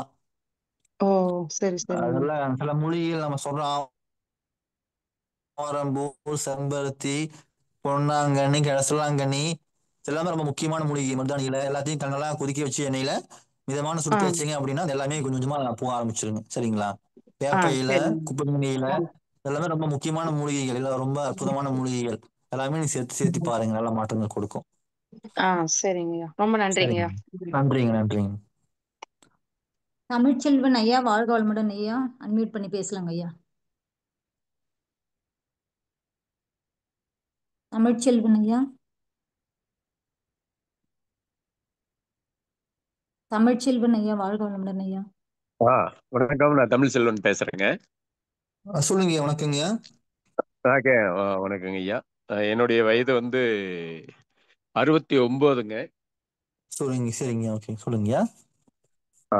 எனக்கு வந்து ஒரு 15 வருட காலமா ஆரம்பத்தில் சிறு சிறு ஆரம்பிச்சது. இப்போ வந்து மூட்டு வலி வந்து ஒரு சிரமமான நிலைமைக்கு வந்துட்டேன். ஓகே இது ஓகேங்க. வரைக்கும் மூட்டு வலிக்காக எந்த விதமா மருத்துவமோ மாத்திரைகளோ எதுவும் எடுத்தது இல்லைங்க. ஓகேங்க. சமீப காலமா ஒரு 1.5 வருஷம் 2 வருஷமா யோகா பயிற்சி செஞ்சுட்டு இருக்கிறேங்க. ஓகே ஓகேங்க. ஆஹ் நான் வந்து இந்த சுகர் லெவல் அப்படின்னா நீங்க இது தேவையில்லைன்னு சொல்லக்கூடிய இதையே நான் ஒரு கருத்து சொல்றேனுங்க. இப்போ போன வாரம் கூட நான் வந்து சுகர் லெவல் டெஸ்ட் பண்ணும்போது நார்மலா இருக்குது அப்படின்னு வந்துருச்சுங்க. ஓகேங்க. 107 127 வந்ததுங்க. அப்போ தான் அந்த மாதிரி இதெல்லாம் அதை எடுத்துக்க வேண்டாங்க. நேற்றுக்கு முந்தின நாள் நான் வந்து ராமகிருஷ்ணா ஹாஸ்பிட்டல் கோயம்புத்தூர் போய் இந்த மூட்டு ம், வலிக்காக ஒரு எக்ஸ்ரே எடுத்தேங்க. அந்த ம். எக்ஸ்ரேல பாத்தீங்கன்னா இடது கால் தான் வலி அதிகமா இருக்கு. அதுல வந்து எலும்பு ஜாயிண்ட் ஆன மாதிரி காமிக்குதுங்க. ஓகேங்க. இடது காலினுடைய உள் பக்கத்துல. உள் பக்கத்துல. வலது ஓகேங்க. காலில் வலி இல்லைங்க. இருந்தாலும் அதையும் வந்து நான் எக்ஸ்ரே எடுத்தேனுங்க. ஓகேங்க. வலது காலில் வலி இல்லைங்க. அதையும் எக்ஸ்ரே எடுத்தேனுங்க. ஓகேங்க. அதுல வந்து அந்த மாதிரி இல்ல. ஆனா லேசா வந்து வலது காலினுடைய உள்பகுதியோட அது ஜாயிண்ட் ஆகிற மாதிரியான பொசிஷன்ல இருக்குது அப்படின்னு போட்டு டாக்டர் சொன்னாருங்க. ஓகேங்க. நானும் வந்து எக்ஸ்ரே பார்த்ததுல அந்த மாதிரி தான் தெரியுதுங்க. ஓகேங்க. அவங்க வந்து உடனடி ஆபரேஷன் தேவையில்லை, நீங்க மாத்திரை சாப்பிடுங்கன்னு சொன்னாங்க. ஓகேங்க. மாத்திரை சொன்னாங்க. ஓகேங்க. நான் வந்து இப்போ மாத்திரை எதுவும் எடுத்துக்கலைங்க. ஆனால் வந்து ஓகேங்க. கொஞ்சம் இடது காலில் வந்து வலி அதிகமா இருக்குங்க. படியெல்லாம் ஏற முடியறது இல்லைங்க. ஒவ்வொரு புரியுது, படியிலையும் புரியுது. கால் எடுத்து எடுத்து வச்சு அடுத்த காலத்தை ஏற வேண்டியது இருக்குங்க. இடது கால் வந்து ஓகே, லேசா ஓகேங்க. வளைஞ்சிருச்சுங்க. ஓகே, ஓகேங்க. இதுதான் இப்பத்த நிலைமைங்க. அதாங்க இப்ப வந்து அப்புறம் உணவு முறைகள்ல சோரியாசிஸ் வந்து மாதிரி ஒரு 2, 3 வருஷம். ஓகேங்க. உணவு முறை இப்ப இப்ப சொல்லுங்க வந்து ஐயா. உணவு உணவு முறைன்னு தான் முறைகள்ல நான் வந்து வந்து இப்போ மாமிசம் எதுவும் சாப்பிட்றது இல்லைங்க. சரிங்க. சரி, ஓகே. இப்ப சொல்லுங்க உணவு ஐயா. முறைகள்ல வந்து பாத்தீங்கன்னா, உணவு முறைகள்ல அதிகமா மிக சரி, முக்கியமானது வாதம் போக்கும் உணவு முறைகள் சில உணவு முறைகள் இருக்குதுங்க. அப்போ அந்த உடம்புல சரிங்க, வலி சரிங்க, எங்கெல்லாம் ஏற்படுதோ, எங்கெல்லாம் வாதம் தேங்குதோ, அது அந்த வாதம் வந்து முதுகாகட்டும், சரி, மூட்டுப்பகுதியாகட்டும் எங்கெல்லாம் காற்று தேங்குதோ, அந்த வாதத்தை நீக்கக்கூடிய மிக சரி, முக்கியமான மூலிகைகள்ல வாத நாராயண மூலிகைன்னு ஒரு மூலிகை இருக்கு. சரி, அது கிடைச்சுன்னா நீங்க பாருங்க. சரி. வாத நாராயண இலை. அந்த வாத பேரே அதனுடைய மூலிகை மிக முக்கியம். நாராயண இலை. வாத வாத நாராயண இலை இந்த அப்படின்னு ஒண்ணு இருக்கு. நாராயண இலை. சரி, ஆமாங்க. அது சாதாரணமா சாலையோரங்கள்ல, தோட்டங்கள்ல அதிகமா கிடைக்கும். தேடி பார்த்தீங்கன்னா கண்டிப்பா கிடைக்கும். இருக்குங்க. அந்த கிராமத்து இலையில ஆ அந்த இலையில நகரத்தினுடைய திருப்பூருடைய அவுட்டர்ல இருக்கிறனுங்க. அது சரி. கேட்டு பாருங்க. அத அந்த இலை. கேட்டீங்கன்னா, அந்த இலையில வந்து நீங்க வந்து சரி, ஒத்தர முழுக்க நல்லா தேங்காய் எண்ணெயில காய்ச்சி, மிதமான சூட்டுல நல்லா கொதிக்க சரி, வச்சு, எங்க வடிக்குதோ அங்க வந்து நல்லா தேய்ச்சி விடுங்க. ம், சூடு பறக்க. அந்த தேய்ச்சீங்கன்னா, அதோடைய சூட்டுல வந்து சரி, அந்த வாத நாராயண மூலிகை வந்து அதோட ஹீட்ட வந்து எடுத்துரும். ரொம்ப அதோடைய கேஸ வந்து எடுத்துரும். சரி, இது வந்து வெளி சரி, மருந்துங்க. வெளிய பூசக்கூடிய எண்ணெய் மருந்து. சரி, உடம்புக்கு உள்ள பார்த்தீங்கன்னா, சரி, கோவக்காய சரி. ஜூஸ காலையில எடுத்துட்டே வாங்க வெறும் வயித்துல. நல்ல மாற்றத்த குடுக்கும். ஓ, அது கூட கொள்ளு சூப்பு. சரி. கொள்ளுல சூப் எடுத்துக்கங்க. அது கேஸ் ரிலீஸ் பண்ணும். கோவம் ஜூஸ், கொள்ளு சூப்பு. சரி இதெல்லாமே எடுத்துட்டே வாங்க. உடம்புக்கு உள்ள ஐயா, உணவு சொல்லுங்க. முறைகள், வெளிய மருந்து, வெளிய எண்ணெய் ஒத்தடம், அந்த எண்ணெய் சரி, தேய்த்தல் அதெல்லாம் பண்ணிட்டே வாங்க. நல்ல மாற்றத்த கொடுக்கும். சரிங்களாங்க? சரி, சரி. இப்போ ஓகே. ஒரு நிமிஷங்க ஐயா. இப்போ நான் சொல்லுங்கய்யா. இப்போ வந்து எடுத்துட்டு இருக்கிற உணவு முறை நான் சொல்லியிருந்தேங்க. காலையில சொல்லுங்கய்யா. வந்து வெறும் வயித்துல ஒரு லேசான சூடான தண்ணி ஒரு டம்ளர், 1½ டம்ளர், 2 டம்ளர் வரைக்கும் குடிப்பணுங்க. சரிங்க. குடிச்சிட்டு காலையில வந்து ஒரு சுண்டைக்கல்ல ஒரு 10, நெடக்கல்ல ஒரு 10, ஒரு பீஸு அத்திப்பழம், ஒரு 10 சரிங்க. காஞ்ச திராட்சை பழத்தை சாப்பிட்டு இருக்கிறேங்க. சரிங்கய்யா. அதுக்கப்புறம் வந்து சிறுதானிய உணவுங்க. வரகு, சாமை, சரிங்க. திணை இந்த மாதிரி இதுல வந்து பொங்கல், உப்புமா இந்த மாதிரி ஏதோ ஒண்ணு. கூடுதலா கூட சரிங்க. வந்து இந்த கேரட்டு, வெள்ளரிக்காய், வெங்காயம், சரிங்க. சரிங்க. முள்ளங்கி இந்த மாதிரியான காய்கறிகளை சேர்த்து ஒரு 5, 6 சொட்டு ம். எலுமிச்சம்பழம் விட்டுங்க. லேசா இந்து சரிங்க. உப்பு சேர்த்துங்க. கொஞ்சம் பெப்பர் சேர்த்து சாப்பிட்டு இருக்கணும் காலையிலங்க. ஓகே, ஓகேங்க. மதிய உணவா அரிசி சாதம் பிளஸ் ஒரு குழம்பு ரசம், தயிர் இது சேர்த்திட்டு சரிங்க. இருக்கிறேங்க. சரி, சரிங்க. இரவு உணவு வந்து ஏதோ ஒரு விதத்துல தோசை, இட்லி, ஓ! சப்பாத்தி இந்த மாதிரி சரிங்க. ஏதோ ஒரு உணவு டிஃபனா சாப்பிட்டு இருக்கிறேங்க. டீ வந்து சரிங்க. ஒரு நாளைக்கு வந்து 1/2 டம்ளரா, காலையில ஒரு 1/2 டம்ளர், சாயந்தரம் ஒரு 1/2 டம்ளர் மட்டும் குடிக்கிறேங்க. மற்றபடிக்கு சரிங்க. டீ, காப்பி எல்லாம் வந்து காலையில் வெறும் வயிற்றுல எல்லாம் எடுத்துக்கிறத விட்டு 10 வருஷத்துக்கு மேல ஆச்சுங்க. அதெல்லாம் சாப்பிட்றது இல்லைங்க. ஓகே, ஓகேங்க. இதுதாங்கய்யா என்னுடைய உணவு முறை. இதில் நான் என்ன மாற்றம் செய்யணும்னு உங்களுடைய அறிவுரை தேவை. உணவு முறைகள்ல புளிப்பான ஐட்டங்களை முற்றிலுமா தவிர்த்துருங்க. இல்லைங்க, ஃப்ரிட்ஜ் புளிப்பு உணவை வந்து முற்றிலுமா பிடிக்கிறது இல்லைங்க. தவிர்த்துருங்க. அதனால அது வந்து ஜாஸ்தி சேர்த்துறது இல்லைங்க. ஓகே, சரி, ஓகேங்க. அப்ப உணவு முறைகள் தூக்கத்தை சரி பண்ணுங்க. சரி. சீக்கிரமா தூங்க நைட்டு இரவு ஆரம்பிச்சிருங்க. வந்து படுக்கறதுக்கு முன்னாடி சரி. இரவு ஆ, படுக்கறதுக்கு முன்னாடி கம்பல்சரி ஒரு ஸ்பூனு திரிபலா சூரணம் வந்து சுடுதண்ணியில போட்டு கலக்கி குடிச்சிட்டு இருக்கிறேங்க. ஓகே, ஓகேங்க. அது பண்ணுங்க. சீக்கிரமா தூங்கிருங்க. சரி உடம்புக்கு உண்டான பயிற்சிகள்லாம் சரி காலைல 1 மணி நேரம் பயிற்சி பண்ணுங்க. மாலையில 1 மணி நேரம் வாக்கிங்கோட சரி பயிற்சி எல்லாம் பண்ணுங்க. நல்லா மாற்றத்தை கொடுக்கும். மூட்டு வலி கண்டினியூ பண்ணுங்க, இருக்கிறதுனால நல்ல மாற்றத்தை வாக்கிங் போக கொடுக்கும். முடியலைங்க. ஆனா வந்து யோகா பண்ணிடுறேன். சரி ஓகே, பண்ணுங்க பண்ணுங்க. ஓகேங்க, நன்றிங்க. சரிங்க ஐயா. ஓகே, நன்றிங்க. சரிங்க ஐயா. வாழ்க அடுத்த வளமுடன். இதுல சந்திப்புல கண்டிப்பா நான் கண்டிப்பா. ஆ, வகுப்பை நம்ம முடிச்சிடலாம். உங்களுடைய டைம் ஆச்சுன்னா அறிவுரைக்கு ரொம்ப நன்றிங்க ஐயா. நன்றிங்க, நன்றிங்க. வாழ்க ஓகேங்க ஐயா. வளமுடன், நன்றிங்க ஐயா. வாழ்க வளமுடன். நன்றிங்க, நன்றிங்கம்மா. அம்மா, கண்டிப்பா. வகுப்பு முடிச்சுக்கலாங்கம்மா. டைம் ஆச்சு. அடுத்த வகுப்புல நம்ம தொடர்ச்சியா வச்சுக்கலாங்க. சரிங்கய்யா, ஓகேங்கய்யா. மக்கள் ஓகேங்க, இன்னும் 3 பேர் நன்றிங்க. இருக்கிறாங்க. இல்ல உங்க நம்பர் போட்டுட்டுங்களாங்கய்யா சாட்ல? நம்பர் போட்டுருங்க, குரூப்ல நம்பர் போட்டுருங்க. ஆ, நம்ம அடுத்த வகுப்பு நம்ம வைப்போம். அடுத்த வகுப்புகளும் தொடர்ச்சியா நடக்கும். அடுத்த வகுப்புகள்ல நம்ம இயற்கை மருத்துவம்னா என்ன, பஞ்சபூதங்கள்னா என்ன, பஞ்சபூதங்கள் பற்றி சித்தர்கள் என்ன சொல்றாங்க, பஞ்சபூதங்கள் ம், பற்றி திருமூலர், போகர், சித்தர்கள், புலிப்பாணி சித்தர், பட்டினத்தார், இது போன்ற சித்தர்களுக்கும் பஞ்சபூதங்களுக்கும் இயற்கை மருத்துவத்துக்கு என்ன சம்பந்தம் அப்படிங்கிறத இயற்கை மருத்துவம் சார்ந்து உடல் ஆரோக்கியம் சார்ந்து நம்ம தெளிவா பார்த்துடலாங்க. இன்னைக்கு நாம் பார்த்தது சரி. இயற்கை மருத்துவமும் ஆங்கில மருத்துவம். அற்புதமான வாய்ப்பை வழங்கிய இறைவனுக்கும் இயற்கைக்கும் எல்லாத்துக்கும் மனமார்ந்த நன்றி, நன்றி, நன்றிங்க. இவ்வளவு நன்றி, நேரமாக நன்றிங்கய்யா. இவ்வளவு நேரமாக மிக ஆழமாகவும் தெளிவாகவும் அன்பர்களின் கேள்விகளுக்கு பதிலளித்த அக்யூ ஹீலர் கௌரி சங்கர் ஐயா அவர்களுக்கு நன்றிகளும் வாழ்த்துக்களும். வாழ்க வளமுடன். கௌரி சங்கர் ஐயா அவர்கள் அருட்பேராற்றல் கருணையினால் உடல் நலம், நீலாயுள், நிறை செல்வம், உயர் புகழ், மெய்ஞானம் ஓங்கி வாழ்க வளமுடன், வாழ்க வளமுடன், வாழ்க வளமுடன். ஐயா, நீங்க விரும்பினால் லீவ் ஆகிக்கலாங்க ஐயா. வாழ்க வளமுடன். நன்றிங்கய்யா. கேள்வி கேட்கிறவங்க நான் இப்ப சேட்ல ஐயாவோட நம்பர் போடுறேன். ஐயாக்கு நீங்க கால் பண்ணி கூட பேசிக்கலாம். ஐயா பதில் சொல்லுவாங்க. இல்ல உங்க கேள்விகளை நீங்க குறிச்சு வைங்க. அடுத்த வகுப்புல நம்ம கேள்வி கேட்டுக்கலாம். கேள்வி கேட்கறவங்க டக்குன்னு ஒரு நிமிஷத்துல கேள்வி கேட்டு பதில் வாங்கிட்டா நல்லா இருக்கும். ஒருத்தரே ரொம்ப நேரம் பேசும்போது அடுத்தவங்களுக்கு வாய்ப்பு இல்லாம போகுது. சரி, அடுத்த வகுப்புல இருந்து நம்ம அதை சரி செய்துக்கலாம். வாழ்க வளமுடன். நான் இப்ப சேட்ல நம்பர் போடுறேன், நீங்க நோட் பண்ணிக்கோங்க. உமாமா, நீங்க அடுத்த இது பார்த்துக்கலாம். ஓகேம்மா. அடுத்த நிகழ்வாக வேதாத்திரிய கவி மற்றும் உலகநல வாழ்த்து பாட இருக்கும் அன்பர்கள் ஹேண்ட்ரை செய்யலாம்.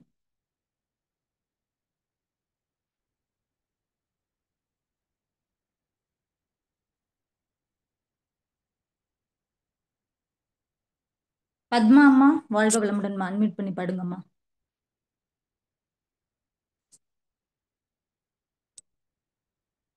பத்மா அம்மா.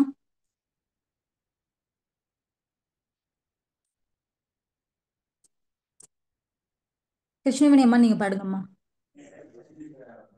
வேதாத்திரிய கவி. போரில்லா நல்லுலகம், பொருள் துறையில் சமநீதி, நேர்மையான நீதிமுறை, நில உலகோராட்சி, சீர் செய்த பண்பாடு, சிந்தனையோர் வழிவாழ்வு, சிறப்புணர்ந்த பெண் மதிப்பு, சீர்காந்த நிலை விளக்கம், பார் முழுதும் உணவு நீர் பொதுவாக்கல், பல மதங்கள் பழக்கடவுள், பழக்கம் ஒழித்து உண்மை ஒன்றை தேர்ந்திடுதல், உண்மை ஒன்றை தேர்ந்திடுதல். வாழ்க வளமுடன் அம்மா. வாய்ப்புக்கு நன்றி அம்மா.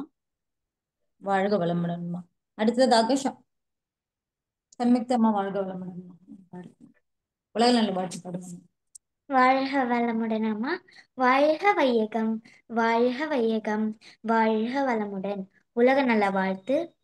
உலகம் எல்லாம் பருவமழை ஒத்தபடி பெய்யட்டும், உழவரெல்லாம் தானியத்தை உவப்புடனே பெருகட்டும், பல தொழில்கள் புரிகின்ற பாட்டாளி உயரட்டும், பகுத்துணர்வில் தொகுத்துணர்வு பண்பாட்டை உயர்த்தட்டும், கலகங்கள் போட்டி பகை கடந்தாட்சி நடக்கட்டும், கல்லாமை கடன் வறுமை கலங்கங்கள் மறையட்டும், நலவாழ்வை அளிக்கும் மெய் ஞான ஒளி வீசட்டும் நம் கடமை அறவாழ்வின் நாட்டத்தே சிறக்கட்டும் நம் கடமை அறவாழ்வின் நாட்டத்தே சிறக்கட்டும் நம் கடமை அறவாழ்வின் நாட்டத்தே சிறக்கட்டும் வாழ்க வையகம் வாழ்க வையகம் வாழ்க வளமுடன். நன்றிங்க அம்மா. வாழ்க வளமுடன். மிக இனிமையாக வேதாத்திரிய கவி உலகநல வாழ்த்து பாடல்களை பாடிக் கொடுத்த இறை அன்பர்களுக்கு நன்றிகளும் வாழ்த்துக்களும். வாழ்க வளமுடன். இன்றைய நிகழ்வில் கலந்து கொண்ட அருட்தொண்டர்களுக்கும் இறை அன்பர்களுக்கும் நன்றிகளும் வாழ்த்துக்களும். வாழ்க வளமுடன். இத்துடன் இந்த நிகழ்வை நிறைவு செய்து கொள்கிறோம். மீண்டும் 8:30 மணிக்கு தற்சோதனை நிகழ்வில் சந்திப்போம். வாழ்க வளமுடன். வாழ்க வளமுடன்மா. நன்றிங்கம்மா. ஆமா, ஃபோன் நம்பர் வந்து ஒரு 3 வந்து அதிகமா டைப் ஆயிட்டு இருக்குன்னு நினைக்கிறேன். 7373. ஒரே நிமிஷம்.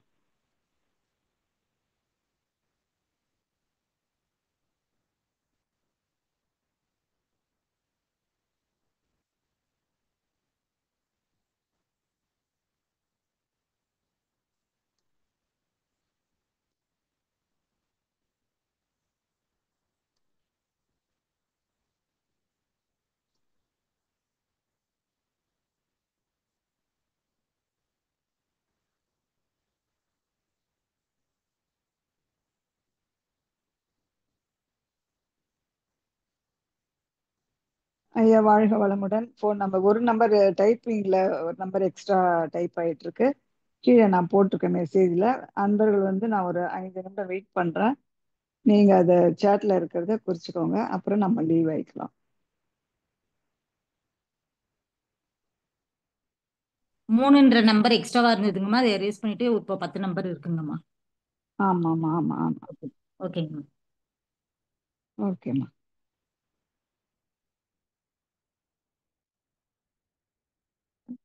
அவர் ஒருத்தர் எக்ஸ்ட்ராவா டைம் எடுத்துக்கிட்டாரு இல்லைங்கம்மா. அதனால தான் கொஞ்சம் லேட் ஆயிடுச்சுன்ற மாதிரி ஆயிடுச்சு. 3.